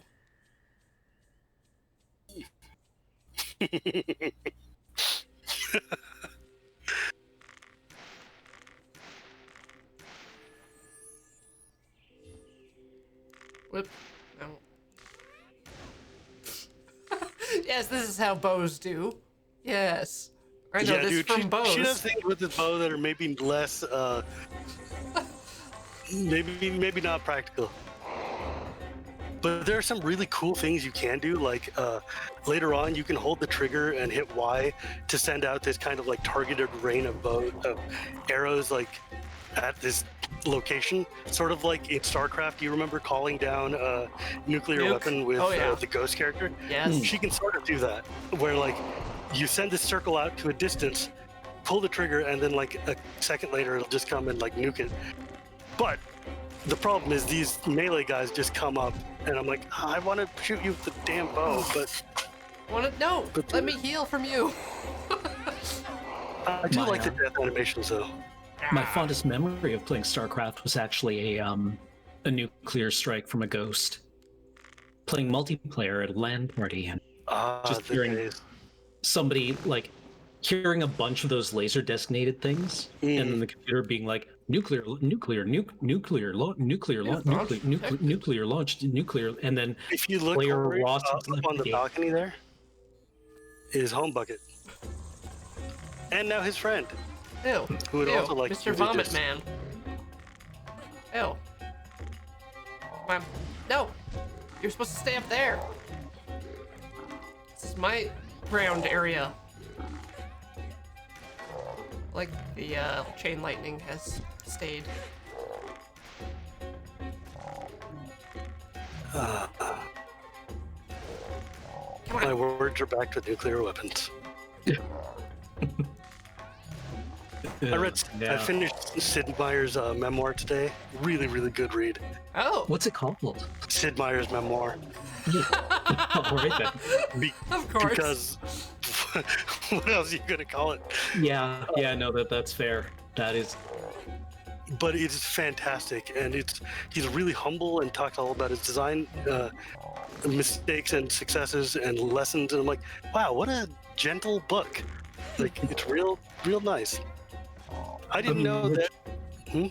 Oh, I just wanted to say that the joke I want to make with Sid Meier's memoir is, oh, who actually wrote it? Yes. Right? Someone else did. He credits his ghostwriter. Not ghostwriter. It's a memoir. It's those are all the things where you sit there and you tell, nobody writes their own memoirs. These guys can't write. But I didn't know that he was the one who made Chandelure, which is surprisingly mix of my two hobbies for the Magic the Gathering PC game and Civilization. But yeah. Yeah, I did not know that. That was for the old Microprose one. Yeah, that was the last project he worked on at Microprose. Huh. So yes, you can swap between the two weapons, which I find real handy. Yeah. D-pad, Jack and Daxter style. Can I go up here? No. Sparkles are for nothing. They're just sparkles. for the ponies. Oh, hello. Not ready yet? Okay. You need to kill thingies to charge it, Yes. or hit thingies.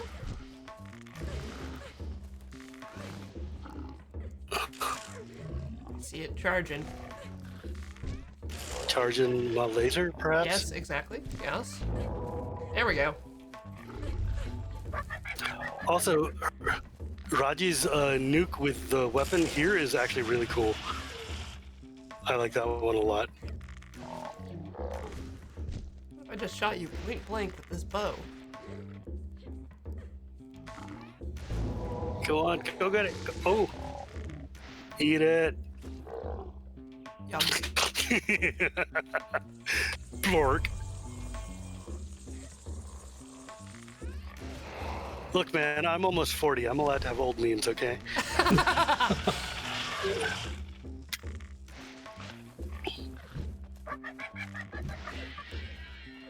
Like, back in my day, they were just called flash videos on Newgrounds and like Anti-mutatic. real player. Anti-mutations and... Wow. Real player. Yeah. Like everybody in old Hindu cultures were archers because, I don't know, I guess they just didn't have swords. I do like, one of the things about Hindu folklore that I really enjoy is that I realize this is one of those things where you're like, okay, well, basically, oh god, Xiao Xiao. I love the Xiao Xiao flash. I still have that FLV file. But the old Hindu stories take place over ages, right? Like I said, they're the ancient to modern to newish. And as the progression of Vishnu's avatars go, they're moving through the ages through time. And so one of the things that's really neat is that the guys who are writing these stories or retelling the true fables that they knew, whatever it is, somebody wrote these down, and whoever wrote these things down took care to pay attention to the evolution of technology. So in the earliest stories, they've got clubs or maces, right? And then Ram is a renowned archer, and he's got a lot of bows, but when you see his iconography, he's just wearing like loincloth and riding on he's got a loincloth, he's got a simple wooden bow, he's got like very old-fashioned early Indian kind of gear. But then when you look at Krishna's stories, which takes place in the next age, future forward, Krishna's wearing a full suit of metal armor and is in a super chariot that's decked out. Their bows are much more like recombinant and tricky. They have weapons like in Rama's time, your weapons are a bow and arrow or like a mace or maybe like a sword, but probably not most of the time just a mace. In Krishna's time, they've got swords, they've got maces, they've got bows and arrows. So it's like time is going forward for the gods, but also technologically. So they care enough about canon to actually have that kind of consistency, which is weird. It's weird to think about a religion to have that kind of like continuity theming, because like a lot of times they'll just be like contemporary or out of space and time such that they don't have a location. But these guys are like, no, if Krishna is going to run into an old Hanuman here in the Mahabharata, Hanuman should look like somebody who is an old version of the one in Ramayana. And I'm like, wow, that kind of foresight. I guess it's like if you're a culture of storytellers, you care about the consistency of your story, right?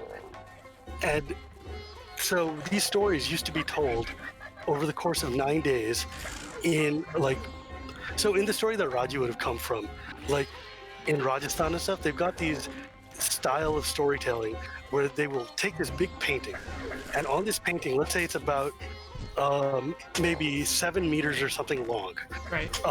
7 meters long, and in the center we'll have the image of like Ram and Sita. They're like the people of this story, and surrounding them, going on the axes diagonally, orthogonally from this picture, will be the different characters and stages of various storylines. So these storytellers will go and they'll have musicians and stuff doing there while they're singing the story of the Ramayana, and they'll point to one arc, and that arc will go out forward and tell you the story of these different characters, of how Ram interacted with this demon or this sage or this mystic or this person. And all the people in a particular arc are along this vertical or horizontal or diagonal line. So that it all comes back to the center to tell you to that story of the god, but it goes radially from there over this big sheet, and it looks super sick. And these guys will memorize these long 9-day long narrations with songs, stories, bhajans, mantras, the whole thing. And they're all illiterate. These people are all illiterate, so it's all memorized and passed down. And they'll tell stories of the local gods and how they interacted with the big gods. So like Hinduism being a overarching like mega culture versus a local culture, you'll have like, oh, we've got the hero stone of the local guy who was, Rama's camel herder. And he's like the guy who is our local hero who went on and helped the god do the thing. He's not going to show up in a story for the next village because he's not their camel herder, he's yours. But the Rama story will show up everywhere. So they'll just like adapt it and evolve it. And everybody, like, it's funny because like you'll go to a story or you'll go to a different town or something and you'll hear some story you've never heard of, or go and see a temple you've never heard of, and you're like, sure, it's just not my god, but it's good enough, and let's just go for it. And it's real neat. It's real cool. I just love how these things kind of like have evolved over time such that they can keep the micro level locality of like, look, Ram and Sita just aren't going to be interested in these poor villagers here in the middle of the desert, but our dude Babuji is going to be. So he's going to go there and negotiate with the gods for us because he's ours. He's our dude. He's our helper. And it's just rad. I just think that's so neat how these people have taken like the local indigenous culture and the overarching imported like mega culture and found a way to reconcile them without like doing the Abrahamic, okay, my god or no god type of deal. Right. I don't know. These are the sort of things that are just like not relevant to anything, but something here triggered, so I had a story to tell. This is it. That's kind of what we do here. My friends like to joke that it's like Professor Layton, where you'll be playing a Professor Layton game and you'll click on like 3 twigs on the ground. He's like, this reminds me of a puzzle. It's like, no, you asshole, it doesn't remind you of a puzzle. You're just a jerk who can't keep them to yourself. And I'm just like, this reminds me of a Hindu story. It's like, of course it does. What else are you going to remember? I don't feel like if I hit confirm, you're going to be like, no. No, you're wrong. You should have used the hint coins. Well, it's like, let me tell you about how Dragon Ball Z is a Hindu story. Yeah. Okay, like Sayuki, Journey to the West is a big thing. And Well, when they brought up like the buffalo demon here, Yeah. I'm just like, that's Ox King. Like, Oh, yeah. Well, no, but, well, Yeah. here's the thing. Sayuki, the original Sayuki story, or the monkey story from China, is the story of Hanuman, been transmitted through Buddhism into China. So it is a Hindu story, because they're going to the West. The West is India, right? Like, from the East. And so it's trippy. But, like, Sun Wukong and Hanuman are basically the same character. And that's one of those things I just really enjoy. It's really deeply interesting. I love this stuff. I'm sorry. This is No, don't apologize. This is exactly my wheelhouse in so many different ways. I wish I had paid more attention to comparative lit in university. Did you know that my last name Bhatt means bard? And my ancestors used to be the Brahmins who would go around towns singing the stories of the gods. So it's nice to be able to live up to my history once in a while. Outstanding. I did a whole thread about how the 4 gods of the directions of ancient China were taken from Hindu mythology. And like, for instance, if you've seen Dragon Ball and you've seen King Yama, the god of the dead. Yama, the god of the dead with the big ox horns and stuff, who is the father of Chi-Chi, who is Goku's wife. He is King Yama, the Japanese god of the dead, who is Yamraj, the Hindu god of the dead, who rides on a water buffalo, which is why King Yama's got that buffalo head. The Ox King, the god of the dead, the whole thing, it all comes back. Yes, RD, I know you've heard my stories for like 25 years or something. I get it. I'm sorry. Don't apologize. Never. Especially not to Ard. They know what they did. Yes, RD is like one of my best friends, like forever. But yes, good times. Boy howdy. Boy howdy. Like, it's trippy because, yeah, the Ox King and Yama are not the same, but yeah, India and China definitely had a lot of religious and story time trading going back and forth, which is just very cool. Oh. It's horrible to me that I can't interrupt their attacks by hitting them. Right. No, I think the Rabbit on the Moon is like one of those indigenous stories, isn't it? Like the Japanese story? Yes, Usagi. Yeah. Those are the rapids that pound mochi on the moon. Yeah. Like, I had always thought the rabbit on the moon was Chinese. it probably is. Probably. I mean, Yeah, God knows China is like the source of all those things. I learned about it from Sesame Street. Big Bird goes to China, Big Bird goes to Japan. Good times. If you haven't seen those from like 1984, they're worth looking up because they're absolutely adorable retellings of the Goddess and the Moon story, and it's also just Sesame Street, so it's cute. The weird thing about the Aladdin story, going back up in chat, is that if you read the original story of Aladdin, or Aladdin as he is in the Persian version, that story takes place in China. Like, What? Aladdin and Jasmine are Chinese. Like, and Jasmine's name is actually Bidr al-Budr in the story. And because the guys who wrote it were like, this story takes place in a place far, far away. And so where's far, far away for Arabia in the olden days when they were telling the story? China.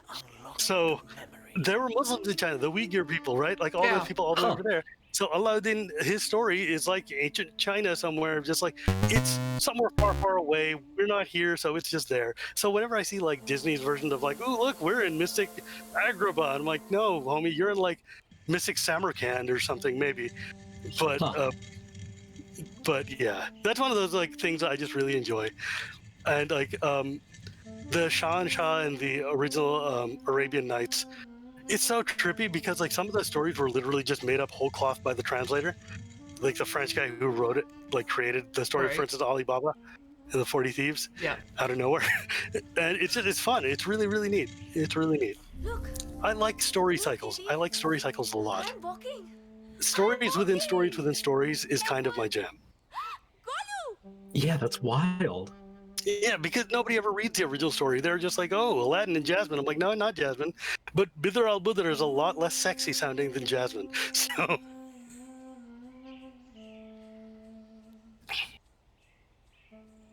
And then, like, you know, the fact that they're Persian stories and not Arabian stories, and you know what it is. But the Persian story set in China is just not quite a sexy title for ancient France. It's like, clearly, if this story originated in this location, it's from there. It's set there.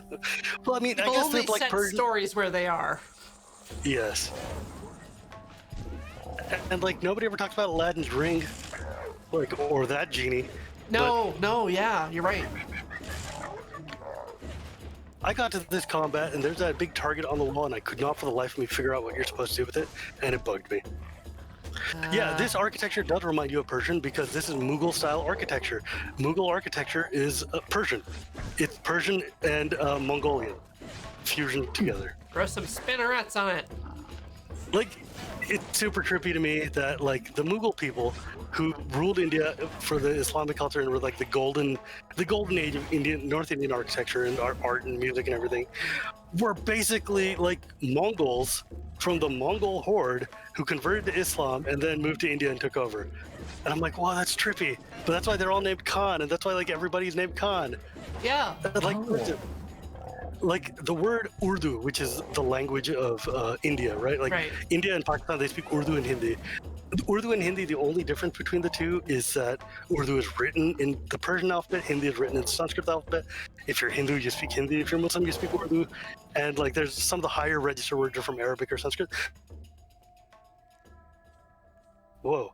The word Urdu comes from the word for horde. It means a camp, right? Really? So like the Mongolian word for horde, as in like what we know for the Mongol horde, is a camp, that same camp as Urdu. So it's one of those trippy things. The more you know. Interesting. Okay. Urdu and Ordo. Ordo is the old Mongolian word for the horde, which is where we got the word horde.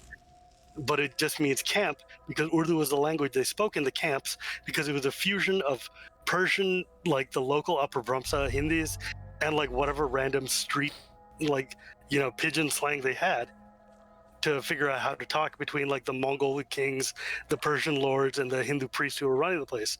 It's real trippy. I like it. Linguistics is my other hobby. I get no chance to talk about it. I'm sorry. Please do. Please Have do. you ever heard the tale of Kannada? Kannada. Doesn't that mean village in like the Haudenosaunee language or something? A little bit. Yes, yeah. The old There was a in the 90s, the Canadian government commissioned a series of advertisements called Heritage Moments. And they were To advertise Canada to Canadians. Mhm. It's good time. Good times. Form a The national less said about identity, some of them, the please. better. Yeah, but I like the idea of a bunch of Brits or French people or whatever going to the natives saying, "Where are you going?" And they're like, to our village. And they're like, "Thus we will call this land village." And they're like, "You're an idiot, but you do Yep. that. You get on." Yeah, it's like the yeah, sure, why not? I'm not sure it'll catch on. 1,000 years later, whoops. Okay, this tree is exactly the same as the previous tree. But yes, Babur, the Mongol, he was a Turk. He was born in like a Turkish Mongol, born in like Samarkand or something, and then they came and they invaded and Who had captured the children? did super bad things to What my was their people, purpose? but also eventually brought us culture and music. So what are you gonna do? All the food that you know is Indian food these days is basically is Mughal, like rich royalty cuisine, and not what Indian people eat at home. So This being was it's utterly like that's why they're all the restaurants, because like what Very Indian people want to eat when they go to a heavens restaurant is were at fancy food. They wanna Right, eat- right. Yeah. But now you're like, I'm gonna get me some Mughlai chicken, and they're like, well. And then you go to like people's houses, and you're like, can you show me some of that butter tandoori stuff? And they're like, nobody's got a tandoor in their house. What are you talking about? God, no. We don't eat that. I right. want one. Oh. It's like It's a the- big, going out to a steakhouse, yes, right? right. It's exactly like that. And it's just like, no, dude, I don't have a gigantic like heat tunnel in my house that like torches food. Sorry. If I want tandoori something, I go to a restaurant like the rest of you. Yeah, outsource the enormous infrastructure, please. Yeah, like come on, man. I'm That's why assuming when people are like, what? the flower symbol just means I had something to clear first. 'Cause That- it wouldn't that's let me up probably true. the ledge first. That makes sense. I don't know. When I was in Japan, I ate a lot of miso soup and rice strange, is it and not? peanut butter sandwiches that I made myself. What? Reborn. You I didn't lived even there for buy a year and I'm like, a vegetarian. Yeah. So God. I made a They whole put lot of fish in peanut butter everything. sandwiches and I ate a banana every day and I came home and so dosa, idli, and vadai and stuff is South Indian food, but like we call that like specifically South Indian food because we're Northeast and we're racist like that. There's a whole big like North-South thingy bobber. And You the- did mention that briefly with the language thing Yeah. about like whether or not Yeah, you the translate something language- into the language is Tamil or different. whatever. Yeah, the religion is different. Well, not different, but different enough. The iconography is different. It's trippy. It's super trippy. But yeah, like when I was in Japan, it was hard to be vegetarian. So Shakti means energy. That's the generic name for the goddess, as in like not like Parvati or Durga. When you're talking about goddess in general, Shakti is the energy. So in Hinduism, God is like if you think about it, like if the male energy is the creation, like creating a framework and a structure, the female force is the energy that gives power and drives that creation.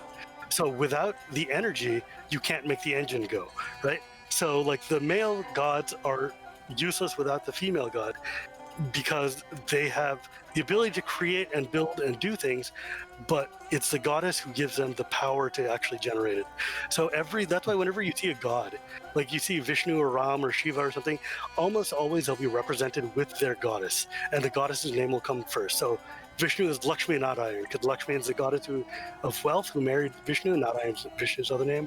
Or you see Uma Mahesh for Uma, the goddess who married Shiva, or Sitaram, as in for Sita and Rama, or Radha Krishna for Radha and Krishna, because the goddess can stand independently, but the god cannot. It's just one of those like neat little inversions of culture. Okay. To Brahma, she gave the role of creator and set the wise Saraswati, the primeval sound. Yeah, as primeval? its No, homie. We call it prime. together, Prime evil. create the universe. Titans. But that's again like that British inflection kind of Yeah, influence. but so here's the thing about that. So like these, sorry, you tell it. So this game is so Hinduism is not one religion. Hinduism is multiple religions. It is multiple religions within one umbrella. And there's Vaishnavism, which is Vishnu-centric, Shaivism, which is Shiva-centric, Shaktism, which is Shakti or the goddess-centric, and then Tantra, which is weird. But this game tells the story through the Shakta tradition, which is goddess first. So like you see like, oh, the goddess gave all these gods the powers. If you're listening from the Vishnu side, the Vishnu stories don't say about like, oh, Lakshmi came and gave me my energy. It's different. So it's really neat that like this game chose a lens to tell the story through. So Brahma and Saraswati is goddess of arts, literature, and creation. And here we see the story like right in front of Corey is standing in front of there, is standing in front of Vishnu on Adi Sheshnag, who is his bodyguard. Sheshnag is the multi-headed cobra serpent, who takes his form as Ram's either Lakshman in the Ramayana story or Balaram in the Krishna story.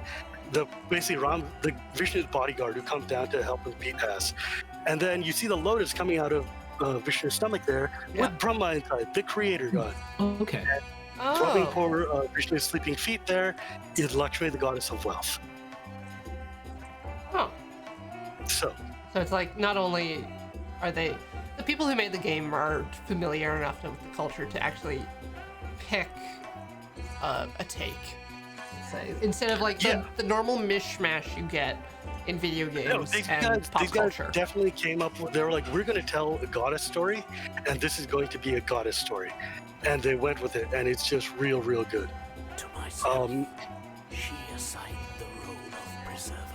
And no, I don't think this game would be alienating to Indian people. My needful incarnation. There's like every Indian knows the stories of all the different cultures.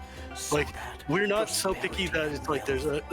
If you're hyper Vaishnavist or hyper Shaivist, you might get super like fussy about like other people.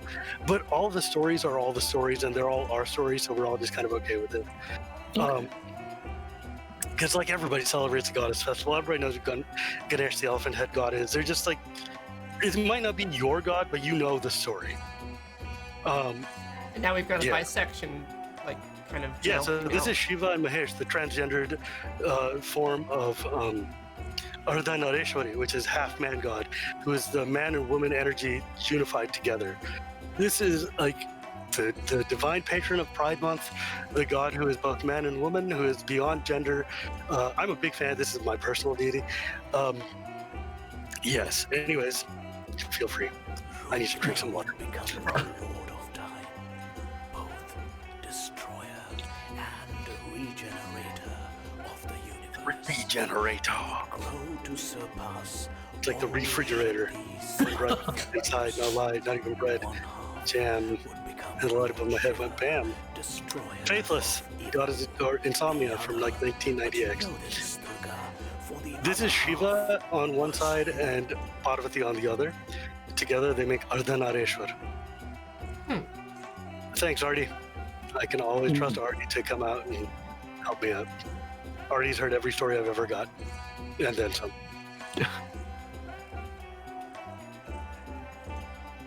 Yeah, no, much appreciated, Artie. Yeah. It's trippy, dude. Yesterday, I did like a thread about Hinduism yesterday or something, because I do that once in a while, and it ended up getting retweeted by the one of the head of the opposition party of India's government, as like who used to be the undersecretary of the UN, and he retweeted it, and he was like, my son introduced me to this guy Electrotal, and he's turned out to be my favorite Hindu preacher on. He's my favorite Hindu preacher, and when I was writing the book, Why I Am a Hindu, I wish he had been around so that I could have just used him to help me. And I'm like, what the hell? Like, That's and then weird. I looked, and I'm That's like, like, you just sent this out to 7 million people. 7 million people. And I was like, oh no. time to mute. So that's kind of like getting retweeted by like, It was like getting retweeted by Nancy Pelosi. yeah. And then you're like, oh, my mentions. Oh, it's bad now. Rip my mentions. Forever. May they be reincarnated again soon. There we go. Because, like, all suddenly, not only is it like, oh, the randos on Twitter are going to be, but the Indian press is going to be like, who is this Hindu preacher we've never heard of before, who is, influencing one of our great politicians, or one of our, like, center-left secular minority politicians against the Hindutva thing. And I was like, uh-oh. Oh, this is... How dare. Oh, this is bad. May nobody find out the village I came from and burn down my house. Yes, the story of Pringy is pretty psycho. I don't remember the exact. I would have to look it up, but it's pretty fun. Yeah, my friend. How are you? Go ahead. Oh, I was just gonna say, hopefully the press doesn't find like your tapped out account. Oh yeah, it's like Friday. it's like they're gonna be listening to my Casual Magic podcast, and I'm like, oh no. As it turns out, this Hindu preacher is a casual.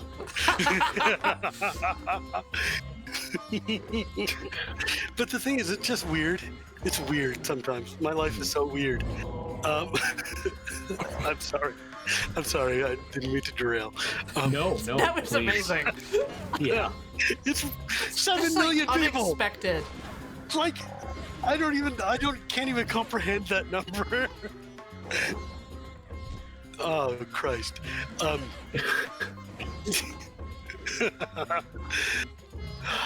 Careful, you're about to die. So you might want to go ahead and grab some cauliflower. That's true. Or It is full. Oh god. or you might just Evasive have it. action. Evasive action. Just Oh, zap damn. is zap. Okay, Sing just that die, zappy song. please. Just die. Oh man, the mountain goats were so, like, having John on my podcast was such a thrill, which is weird. I invited him on my show to talk about magic, and literally me and the mountain goat spent 45 minutes talking about how he used to be a Hare Krishna and how much he loves the old faith. And I was like, look man, I can talk Hindu all day. Like, you want to talk Hindu and magic? This is literally what I was born to do. So That's amazing. So, like, this is an intersection of my interests that I'm very happy to talk about. If you guys ever have a gardening game, please let me know. Please let me I can refill. make bread. Oh, man. I like telling stories. I just really do. Like, my first date with my wife was like 26 hours long. Because Wow. literally, we went on a walk to go buy Birkenstocks or something. It was like Memorial Day in college. And we walked around town, and the whole time, I was just talking and telling stories and things. And she's this only child from a family of readers. So they just sit quietly and listen. And she's like white, so they're polite and don't interrupt. Uh-huh. And I'm Indian, and I don't stop until you interrupt me. So near the 2020s, Match made in heaven. like I was just like, okay, look, why don't you tell me a little bit about yourself? I need to drink some water, or I'm going to die. And so she spent like an hour or something and told me a story, and then I picked up again. And we're near 20 years together now, so it's a good time. I've yet to run out of stories. Oh. I'm being bullied. Did you know that even with Brexit, the people of Flanders can still fish British waters because they have a decree from 1666 that gives them the privilege of the fisheries to have eternal right to fish in Britain because of King Charles? No. I just found this out from a tab that I was closing because But that's neat. I like neat things. I like sharing stories. All kinds of stories. So yeah, if you go to Twitter and you look up the hashtag Hindu thread, I've done a whole mess of story threads where I tell different Hindu tales and stories and folklore, and I apply them to modern culture, or just use them to, because, so one of the things I didn't mention is that beyond being just a generic tech worker in the entertainment industry, I'm a Hindu priest. So like on the weekends, I do pujas and weddings and ceremonies. Nice. So like so keeping these stories alive is a big part of my goal, is to be able to make sure that kids like my son and stuff have stories to be able to listen to, and don't just get assimilated or lost or Americanized such that they don't understand where they came from, whatever. And if I don't share these stories, they don't get shared, right? And one of the problems is all these Indian stories and stuff are in Indian languages in India for Indian people. And the times you see them in America, they're jank and lame. And Right. just not a good time, or they're very generic, or they're very British, and just colonial. Yeah, the most we Right, get is right. like Bahubali on Netflix. Yeah, Bahubali is amazing. If you haven't seen I love Bahubali, it. that's it's like basically what would happen if Hindus made a Hindu anime, and it's utterly ridiculous, utterly violent, and just it's very Hindu, but also cheesy as hell in the best kind of way. Oh yeah. So, Sounds like it rules. oh my god, if you haven't seen it, there's 2 of them, and they're delightful. They're so good. They're just real cool. Lots of effects and lots of fancy schmanciness. Yeah. So, it's Bahubali. I'm gonna type it out in the chat for you. Yeah, there you go. This battle is kind of where I stopped. I have yet to beat it. Oh. You will not Because I just keep getting jacked by this one. But the one thing I've noticed about this game after doing this battle 40 times is that the enemies do get easier. The game automatically adjusts the difficulty the more you lose. Kind of like Hades does on God mode. But it's not obvious. It's just oh, they're just not swarming me as much. Thank you for not swarming me. But yeah, so what I was saying is there was a dearth of storytelling on English stories for Hindu fables and stuff, and Hindu fables and folklores is an enormous corpus of literature, because every culture in India has got its own stories and its own interpretation of stories. There's thousands of versions of the Ramayana, for instance, and all of these stories, and they're all going to get lost or get left behind, and it's real tricky. And I was just you know what, man, if I don't tell these stories, who is? So I started just doing, when Twitter started allowing us to do threads, I would start telling stories with threads. And they would be 80 threads long, 100 threads long. And people are can you get a blog? And I'm nobody's going to go to a blog. This is Twitter. Nobody's going to go to a blog. Come on. I do appreciate your stories. I don't follow your alt, but I do. You don't need The ones that to hit the just main be yelling timeline are magic. good.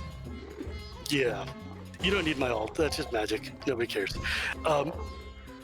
But it's just, I got stuck in I this. need to move them to a blog because Twitter eats your stuff and destroys history. But I'm stuck. it's such a good medium for storytelling because it lets you, you're just getting dry humped by that demon guy, and I don't know if I like Don't that. look away. You got- Avert your eyes. Yeah, I got stuck on geometry. Yeah, I was in the floor. Yeah, that's what they call it. That was legit stuck. But it's just Twitter lets me tell stories at a storyteller's pace, which is at 280 characters or 140 characters at a time. I'm telling you a sentence or I'm telling you a fragment, and I'm letting you pause and breathe and absorb that, and then I post the next one, and then people will just get it in this kind of oral storytelling tradition through Twitter. And I found it's just such a fun way to tell stories. But the problem I realized was that, I've just spent the past 4 hours writing on Twitter. I need to stop and do something else. Or go home, because I'm the only one in the office now. Yeah, so it's just fun. It's fun. And I'm grateful for you guys to let me have a couple hours to share some fun stories. I'm thrilled you're here. Sita Sings the Blues is terrible, and that lady's a turf, so let's not talk about her. I'm a not big fan of that story. I mean, I thought it was interesting vaguely when I first saw it because it was like, oh, look, somebody did something. But I'm like, oh, I don't like this woman's interpretations or politics. And like a white lady retelling our stories with, stolen blues songs is not really feeling. Yeah. Yeah, no, I was like, not so much. Now, if you do want something cool, though, Pixar did a short that was in front of, I think, the Dinosaurs movie or whatever, that was called Sanjay's Super Team. If you've ever seen it, it's only like 5 minutes because it's a Pixar short, but it's literally the most my story I've ever seen in my life, because it's just a little kid in America growing up. His dad is doing prayers at a little mandir on one side, and he's watching his like cartoons on the other, and he's like, his dad's like, no, turn off the TV and pray with me. And this kid's like, no, I want to watch my cartoons, because screw you, it's like, I'm an American kid. And then later on, he realized, oh, wait, these superheroes and my dad's God stories are the same archetypes and myths. And he, like, creates this whole, like, little world of, like, Sanjay's super team where Hanuman and Vishnu and Kali come out and fight bad guys with him. And it's just adorable. That's really cute. And I was like, holy crap, it's literally what my childhood was. And it made me cry that it was only 4 minutes. And also because it was so exactly me. Yeah. So, like, and the fact that he's doing a whole Netflix show just makes me real happy. Like, this guy, Sanjay, got his own little, he's gonna be telling Hindu folklore stories, and then Disney did, like, an Indian, like, animated thing that's really cute, but they did a Mickey Mouse cartoon, which is fully in Hindi, of Mickey going and driving a rickshaw in Bombay and taking Ganesh to a temple that he doesn't know it's Ganesh, and it's just hilarious. Y'all should watch. But anyways, that's why I was super stoked to see Raji when it came out, because I was like, oh my god, an Indian team is telling Indian stories in a medium that I understand for an audience in a language that I can share. And this is neat. I mean, look, sometimes you get bogged down in battles. Game's gonna game you. And Corey is way better than I am, because I would have just stopped. Bam! But, eat it, you bitch! Die. May your next life be not. One of the things you'll find in Hindu stories a lot is that the god will come down, beat the bad guy, slice his head off, and then be like, in your next life, may you find mercy. But because it's your next life, we're going to end the problem now, because you need to die. But we'll deal with you in your next life.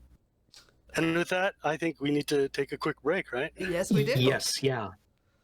All right, well, we'll be back in about 5 minutes, chat. Yep. So go and cycle your contents, and if you've forgotten, please remember to take your meds. At least stand up if you can, Yeah. Yeah, just take a bit. Yeah.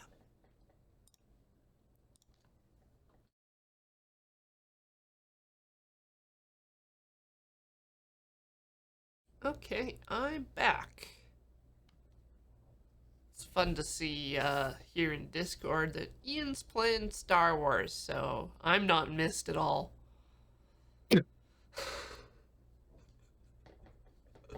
I too wish to play Star Wars. I'm hesitant to play it because it's kind of Ian's thing, and I've got so many other games. I've got like 20 games on the go. Don't you two play the X-Wing game together? The tabletop? miniature game? Yeah. Yeah. See, the thing that baffles me about Squadrons is that the Mon Cal cruiser is the Profundity instead of being like an MC-80. Mm-hmm. And like, the Profundity is just like a baby cruiser. It's a very small one. Chat's seeing desync on my end. But that's just video and audio for me. You two are fine. Okay. If I go to Hello. booth and then back, maybe that'll fix it. There we Hello. go. I've done everything I Okay, can, there we chat. I'm sorry. I'll just try not to talk. Shivam can talk. I'm sorry if I desynced something. Oh, yeah, that was your fault, yeah. I keep hearing crows in my headphones, and it reminds me, it's like, Oh, I did I have a leave a crow window story. open? It's just, This is the wrong time of day for crows. This is what it normally sounds like in my house. I mean, it could be from my window, but yeah. No, there's a lot of famous crow stories in Hinduism. Really? This reminds me of a story. God damn I've genuinely not seen any Hindu crow stories. Is it like the typical Okay, like so- trickster crow like you No, get, or so it's what it is. It's not like the Native American crows. It's not like the trickster type of crow. This is more of a. Hang on, let me. Here, you play for just a second, Okay, because if I'll I'm play gonna first. do something, I'm gonna. If I'm gonna do it, I'm gonna do it.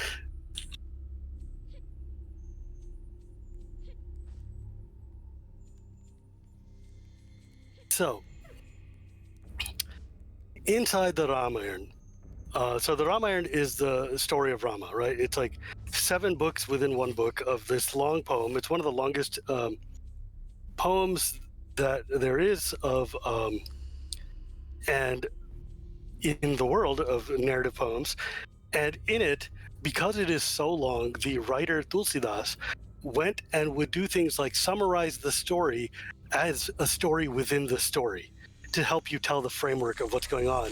So that if you can't recite the entire 9-day from memory Ramayana, Right. maybe you can recite this 5 to 15 minute long little block chant, which is one of the narrators of the story telling the story to his friend. So the book is basically Tulsidas is telling us the story, us the audience, but he sets it up as in it's the story of the sage Yagnavalkya telling this sage Bharadvaj the story, but Yagnavalkya is telling the story of Shiva telling Parvati the story of Ram, and so, well, rather it's first it's inside. It's Shiva telling the story to Uma, his wife Parvati, the story of the Ram. And then Kagbushundi, who's a crow, is telling the story of Shiva telling the story to Uma, to his friend, the king of birds, Garuda. And then the sage Yagnavalkya is telling the story of Bushundi telling the story of Shiva to his friend Bharadvaj. And then Tulsidas, the author, is telling us the story of Yagnavalkya telling the story of Bushundi telling the story of Shiva telling the story of Rama. Within this poem. It's a poem that you have memorized, and there's no quotation marks or punctuation, so you have to know where the characters are changing by the way the poem is written. It is a masterpiece and incredibly complicated and super cool. And you get sentences that are something like, Gag Bushundi told Garuda that Shiva told Uma the story of the Manas, which I will narrate to you here now. And you're just like, what the hell is going on? So, the reason that this is important is like, so crows in Hindu culture are birds of ill repute. They're like kind of cursed. They're kind of ill fortune. They're like considered to be just bad birds, right? Like the bad luck. And so the listener who is listening to this story is sitting there going like, wait a second. Why would Garuda, who is the mount of Vishnu, who is the king of birds, go to a crow, which is the lowest and dirtiest of all birds, to learn the story of the purest being? What is going on? Why would a crow even know this story? And so what it is that we live in a cycle of ages. This is the Kali Yuga, the Dark Age. But in the Kali Yuga before this one, so 5 cycles before this, there was a man named Bushundi who was born in Ayodhya, the home of Rama, who was born generations before that. And the entire town of Ayodhya was given to the worship of Ram. Everybody, he was born here, he's our god, he's a god. And Bushundi was over it. He was like, you know what, man, I'm tired of seeing Ram's face all over the place, his temple, his house, tired of hearing people talk about this guy, tired of hearing this story. So he left and he became a worshiper of Shiva, because Shaivism and Vaishnavism were counter philosophies. They were philosophies that didn't go along. Shiva is the greatest creator god. No, Vishnu is the greatest creator god. So let me tell you a side story. Do you know Angkor Wat in Cambodia? Yes. Angkor Wat is the largest Hindu temple in the world. And what it is, it's a temple that was built to Vishnu. And inside there's a big statue of Vishnu. And as the Cambodians and their dynasties went down, each subsequent dynasty, they were all Hindu dynasties. So the next dynasty that invaded was a Shaivist dynasty. They would lop the head off the Hindu statue of Vishnu, put on a statue, the head of Shiva. You could tell the difference because the headdresses in the statuary. And they're like, this is now a temple to Shiva. 4 generations down the line, the Vishnuites would come back, cut the temple, the head of Shiva off, and put the head of Vishnu back. And they went on for 400 years, cutting off the head of Vishnu and Shiva. And then finally, the Buddhists from Thailand came, invaded, replaced it with the statue of Buddha, and said, no, we're all Buddhists now.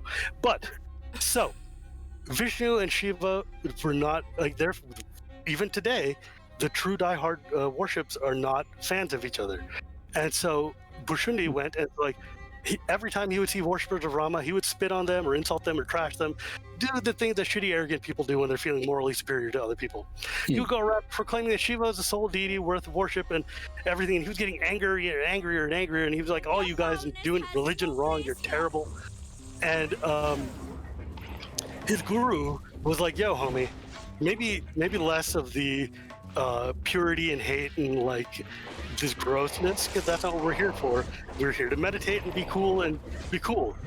And he's like, no, but they're and Bhushundi was just furious. He was like, who the hell is this? You're my guru. How are you betraying me like this for those guys? You know, it's just like the we're for the chicken. No, we're for the rabbit head. You know, like they're looking at the image the wrong way. And Right. Yeah, and so Bhushundi started cursing the guy out, and he's like, how dare you?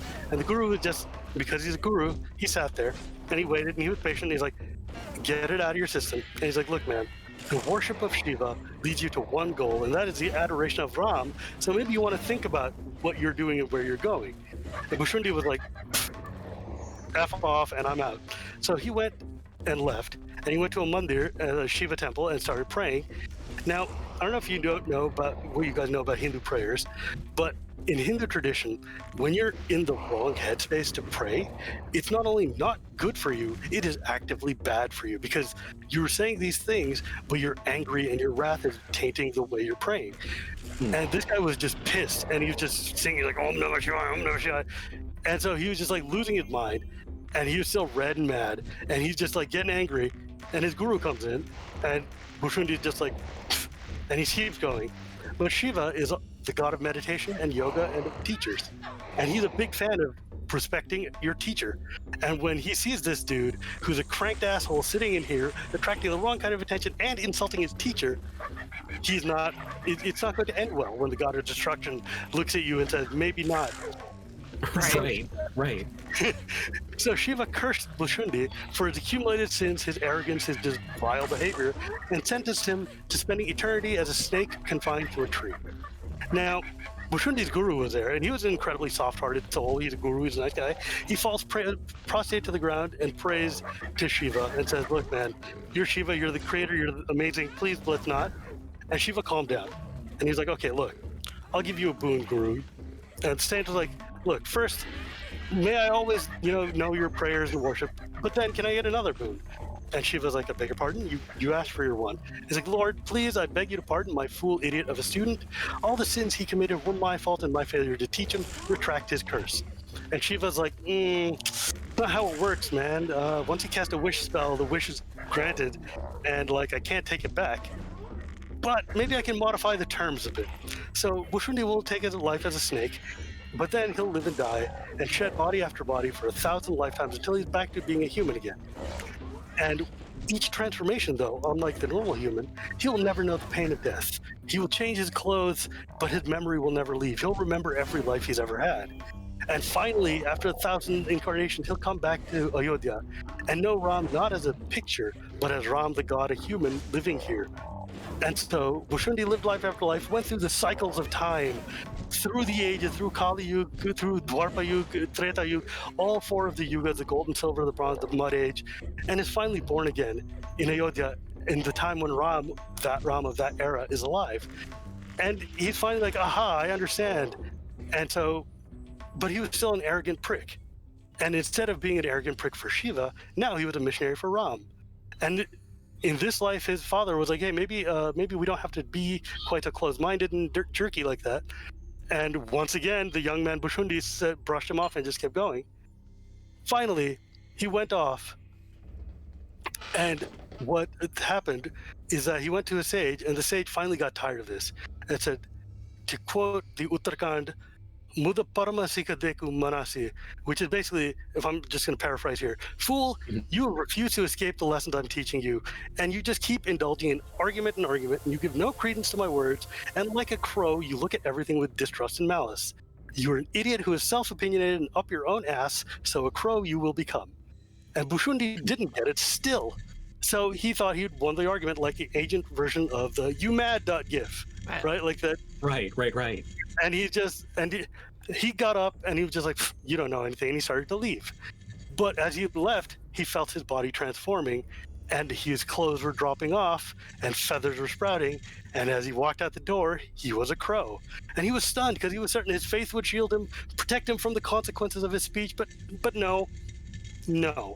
Terrified, he turned around and begged the priest to change his curse, fixed his mind on Ram to beg for salvation, because he spent 1,000 years trying to do this, and was like, I don't want to respawn from the beginning, please. Like, don't make me do this again. And then Ram came back to the person and was like, you know what? You think too much. You need to not be like this. You need to chill out, not be a jackass, maybe calm down, and maybe, realize that if you're a nice person, people will like you. You can share stories and tell wisdom, but you don't got to be so into your own game that you start second guessing and start denigrating other people. And this whole story is basically like, look, you can change your form of will, you can die whenever you want to, but you always remember that your arrogance brought you to this level twice. Because not only were you the biggest colossal jackass, but after the great God of creation told you not to be, you were again. And my mercy is giving you a second chance, but you're not going to get another one. And Bushundi was like so ashamed, he stayed as a crow for the rest of his time, and then finally gave up his body once he was able to tell the story of Ram, tell the story of himself, and also just be like, yo, you know what? Humility. Learn it. Live it. Don't do what I did. Try not to be up your own ass. And thus the story of the Bushundi Ramayana. The kata ends here. There, it was Golu. This story was inspired by a Kids Write Jokes tweet, which was, why does a crow laugh? Because they're mad. Ha ha ha, I am also mad. And like all things, it reminded me of a story. And because you mentioned crow, I told you a story.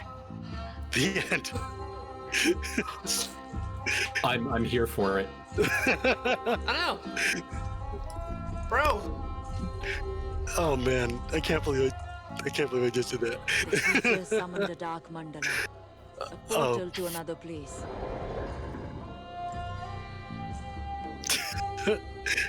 Welcome, now Raiders. I'm like blushing now from just like, whoops. Hell, it just went off again. I'm sorry. You were correct. I did ask.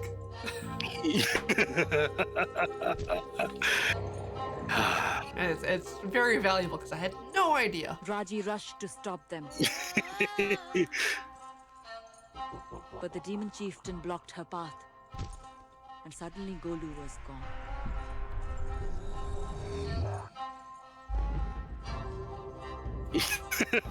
Shivam tells you a story at random intervals. To be fair, it was a good story. Yeah, I like that one. It's a fun one.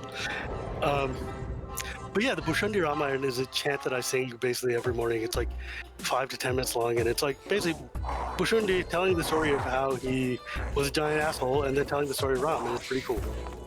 Wow, this is a neat looking demon. Jeez. That hurt.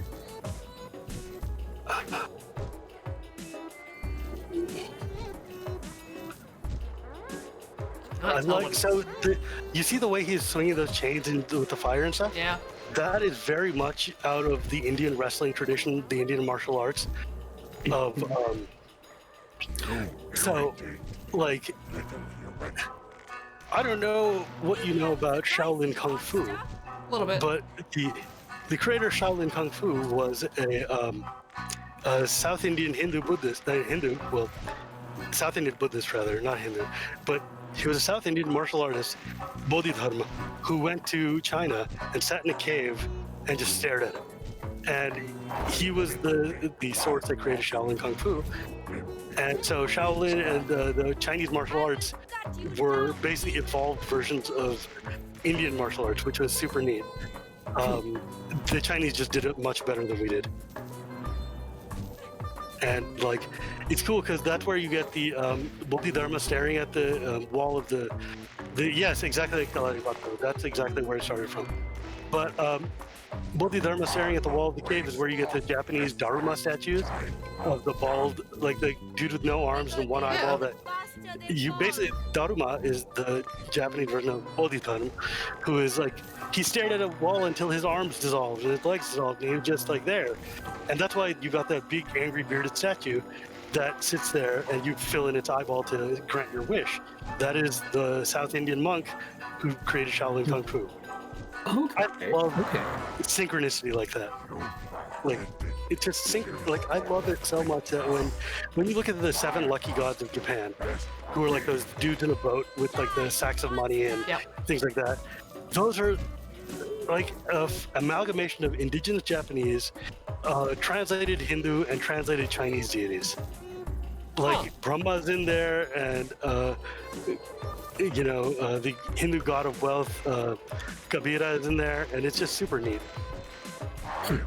And so, like, when I was in Japan, I saw a Lakshmi temple, the goddess temple in Kyoto. It's called Sanju Sangendo, which means the temple of 333 goddesses. And it's gorgeous, and they're all statues of Lakshmi, and I'm like, what in the hell is going on? This is super neat. And that relates back to this, because it's Durga. What have you done with Golu? Yeah. Similarly, whenever you see, like, in Japan, the four gods of X, like the 4 gods of fighting games, or the 4 gods of cookery, or whatever, those are the 4 gods of the Chinese cardinal directions, which were Hindu deities that went through Buddhism and came back around, which always makes me I think I did a thread about that too once. Maybe I will surprise you, monster. Incidentally, I really, really enjoyed it when you two played through that linguistics game. What the hell was the game? Human's Vault, yes. Yes. Oh, that game was sick. Like, I've been playing through that a lot, and it's just, what a neat concept. What a neat concept. Yeah. I need to go through the New Game Plus for that. Yeah.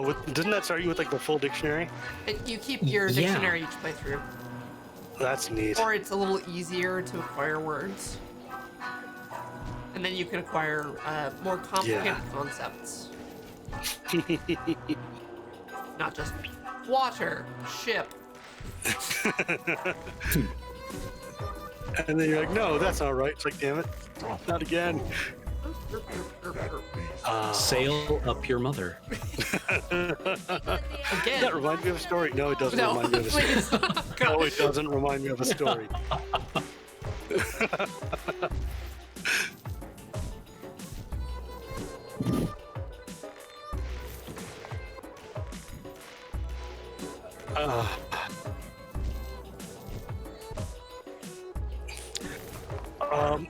I didn't make the Inari Shrine because I was far away from where I was living in Japan. Die, you monster! You said you were around like Kyoto? No, I lived in Ibaraki, just outside of Tokyo. Okay. But I went to Kyoto a lot because it's Kyoto. Yep. Just take the train. Hell yeah. But like my wife, she was my girlfriend at the time, and she lived in Mito, which was an hour north of me. So Okay. she would come down to my place, and then we would go together to Tokyo. The Buddha was a Nepalese prince, but well, I guess predates borders. He was just a Kshatriya prince from India. I'm a big fan of his story too. But I'm not going to sit and tell you the Buddha story. Come on. I'll get a thread about that. It's like 80 posts long. If you're gonna Time? thread on Oh Twitter, god! Oh god! oh, whoa, that looks like a Phase 2 battle. Die! Die! Whoa. Die! Die! How big is this mana bar? Like that's a whole lot of. Jeez. Can we use our super? I'm No, not he's in outside of range. Oh jeez, oh jeez. But I mean, to be fair, I'm a fan of the blender all mix. If you got 4 arms, use them. Oh, I won! Oh my I god, you won! I won! Like, Jai second Mataji. Hail Mother Durga, good job. Oh, I can't believe it.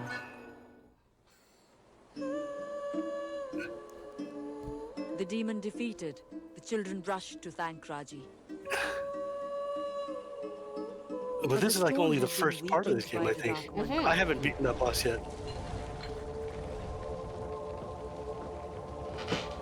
that was definitely the first boss fight. Yeah. I'm impressed that you were able to do that while also listening to me tell you a very lengthy story about a Perhaps crow. Raji was about to die. Well, there's not going to be a Perhaps quiz. she had failed. No, there is not. also, I think Tori's been gathering powers and she hasn't been able to win any PAX tournaments lately.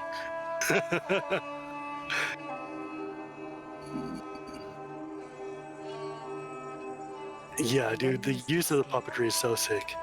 Like, They took Raji's I saw, body, I mean, and they Balinese, carried it the Balinese story, so Indonesia and Malaysia used to be Hindu nations as well. In Tamil Hinduism, South Indian Hinduism spread all over, so all the way to Vietnam, the Philippines. The original Filipino language was a Sanskrit variation, and so like there's like Hindu influence all over Southeast Asia that we don't know about because Buddhism came and took over afterward, and then Islam came. But in Indonesia, the island of Bali still is Hindu. As Raji drifted, So there's still a an vision old, came to her. old version of Hinduism there. Because in India, Hinduism kept evolving, right? Like it changes with time and stuff. Yeah.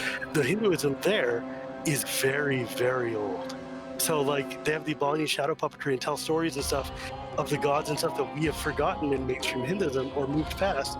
And it's just real sick. It's real, real cool. What I did they love want? I love when you find Interesting. pockets of ancient religion that just keep on to the old ways because they don't have any other ways to go to, and they're just like, She yo, awoke on the boat. like over there, and they in the far barbecue distance, she pigs. could see a city. It's great. And they do it because the rest of Indonesia is Islamic and can't eat pigs. Great kings yeah. of the past had fashioned it. Oh yeah, Ethiopian Christianity is just like that. Super old school, super cool. Mm-hmm. But now the inhabitants were enthralled to a vast, lurking shadow, stripped of their own will.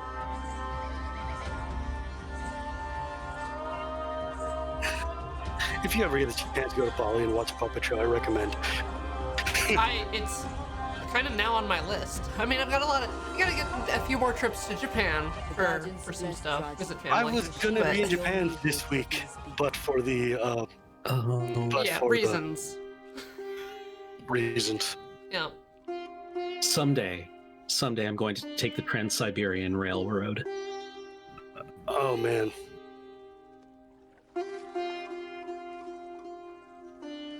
Once I do my PhD, that'll be my gift to myself. Once you do your PhD.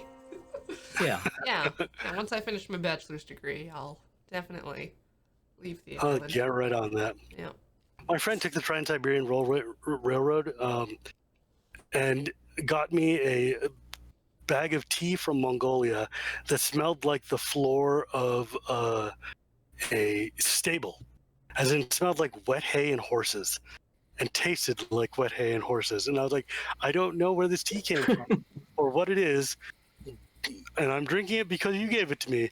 But boy, howdy, is not an experience I choose to return to in my life ever. What happened? Yeah, that sounds like My a brother novelty tea. Maybe it was It's meant like when to you be drink paired with yak milk fermented tea. milk. Yeah. Yeah, it's just like, I asked too much of her. salt and yak milk tea, pass. Pass. And yak's Oh. milk is pink. Because when you go up to the Himalayas, to the pilgrimages, you're going up into Tibet and stuff, and so you get a lot of this weird milky nonsense. What is that? She's got lights around her. That's cool. Yeah, that was from one of the shrines I picked up before I went down into that big area that had the mandala. Oh. Sorry, I was super lost in my storytelling and missed like a half of the game. Yeah, it was crows. But I think we're at the end of the stream here, Yeah, so I'm I gonna think it's a good place to stop. probably stop. Yeah. Let's see. If I pull up the sub listing on Boothcam, you can join if you choose. Oh, yes, I guess we should get wrapped up, shouldn't we? Oh, yeah, goodness. Thank you again so much for having me. This has been lovely. I'm glad to be able to share my stories and revel in this really cool game that finally tells my culture in a way that I've never seen before. Yeah, no, this was great, Shivam. Yeah, Hmm. maybe sometime we'll be able to come back to it. Yeah. Yeah. Or there will be another game. Or there'll be another. Yeah. Hopefully we'll get a second game. There we go. I'll start us off with Sharon for 31 months. Thank you. Electrotal came back for the 47th month. Thank you very Whoever much. they are, You're I hope welcome. they're having a good day.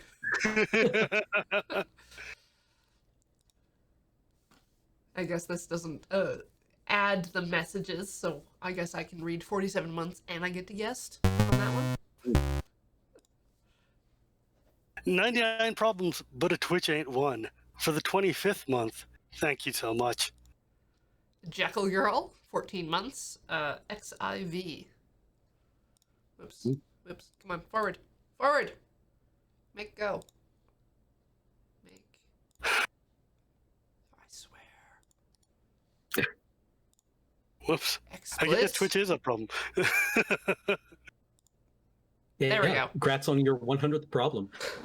Gaston PL has come back for the 63rd month. Thank you.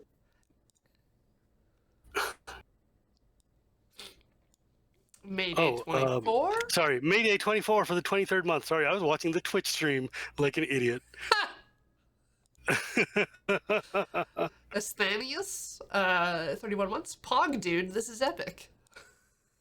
Pog. Van Bale has come back for the 69th month, saying, I finally get to say it. Sweet. No, wait.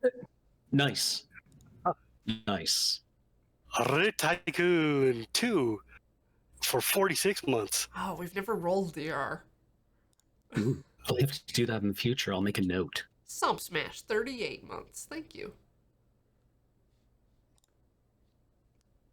Horflu 20 has come back for the 6th month. Thank you. I swear. Uh, There we go. Spinebuster T for the 21th month. The 20th. DJH Gaming, 34 months. Thank you. Alex and 123 has come back for the 22nd month. Thank you. Muon Decay. One Oh, sorry. Muon Decay for the 86th. God, that's a long time. Yeah, I know. 82 months. Onyx Seeker, 27 months. Thank you. Ferocious Peach has come back for the 56th month. Thank you. Sketchy Details for 84 months. Holy, that's like years now. And they say, always excited to hear Shivam share Indian and Hindu culture. Illegal Peacock, a new subscriber, thanks to eBlock. Thank you both. Me There has come back for the 35th month. Thank you very much. Saying :3C. Great Googly for 34 months. Thank you. And Ka Kamize, 24 months. Happy 2 year. Fighting Bases has come back for the 3rd month. Thank you very much. The Seg for 54 months. Thank you. NSG Reaper, 85 months. Thank you. Damaris has come back for the Damaris 1034 has returned for the 58th month. Thank you so much. Stormtheus for 6 months. Half a year. Good times. Captain Spam, 78 months. Thank you. Hacking Derps was gifted a sub by Hookland. Thank you very much. Call Me Aras was gifted by Narius. Thank you very much. And thank you for the 1,951 bits, E-Block, Thrithland, Corflu 22, Jesse Improved, and Earthen 1. That's probably not how that number is read. And I'm actually going to scroll back because there are some messages with the bits. From E-Block, we got Talking Sim always slaps, but damn, this is 100% what I'm here for. And does Streaming have a podcast? Because I would listen to this podcast. And then we've got from Jesse Improved. I would love to have Shivam again on Talking Sim. I could listen for hours. So, I mean, everyone's a fan. Everyone's a fan. Well, I mean, it was delightful. Thank you so much for having me. And thank you for joining us and saying yes.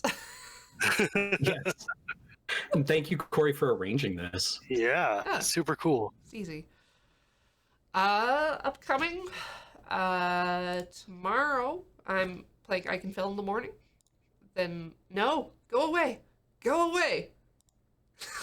Not to you, she. That was. And then in the evening they're playing Wingspan Crossing the Streams. My plate forward on Thursday, as far as I know, is getting preempted with another game, so ignore that. That's up to change in the schedule. Then there's Magic. Yeah, actually, I can. You can. I can look up what's coming up tomorrow. It's a sponsored bonus stream for Space Crew. Cool. Which Beach told me is from the people who made Bomb Crew, and that's Thursday. Thursday morning, or sometime Thursday. Magic, Tinker Tailor. Oh yeah, Ian got some one-to-one model cup noodle. You got the cup noodle kit? The cup noodle kit today. What? Friday is Kathleen's Island Tours, followed by Checkpoint and Friday Night Paper Fight.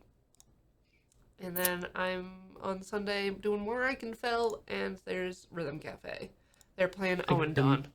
And totally going to tune in be, for your I Can Fill streams. I'm going to be lurking on the Owen Dawn thing, because I need to hear that music again. I need it. Osu, Tatakai, Owen Dawn. Os! Has the cup noodle kit gotten like a cute name like Gunpla? Is it Nude Pla? Oh god. Wait. Send me your nudes.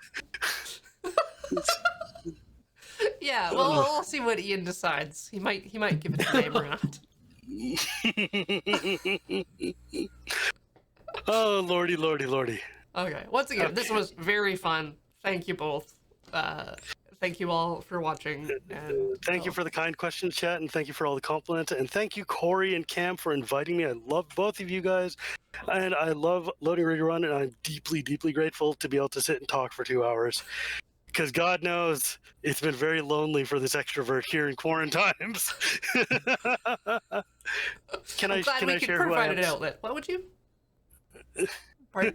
What was the question? Can I share my things? Oh, hell Please yes. do. Yeah. So you can find me at Electrotal for my politics and Hinduism. You can find me at Girupuri Gears for my Magic the Gathering and Commander stuff. And I have a Magic podcast that comes out every week called Casual Magic that you can find anywhere casual is Magic is sold. And I guess like on half a dozen LRR productions through time. Definitely check those out. And again, he's welcome to questions on Twitter. So. Yes, feel free. God knows I have stories to share. Peace out. Peace. Good night, everyone. everybody.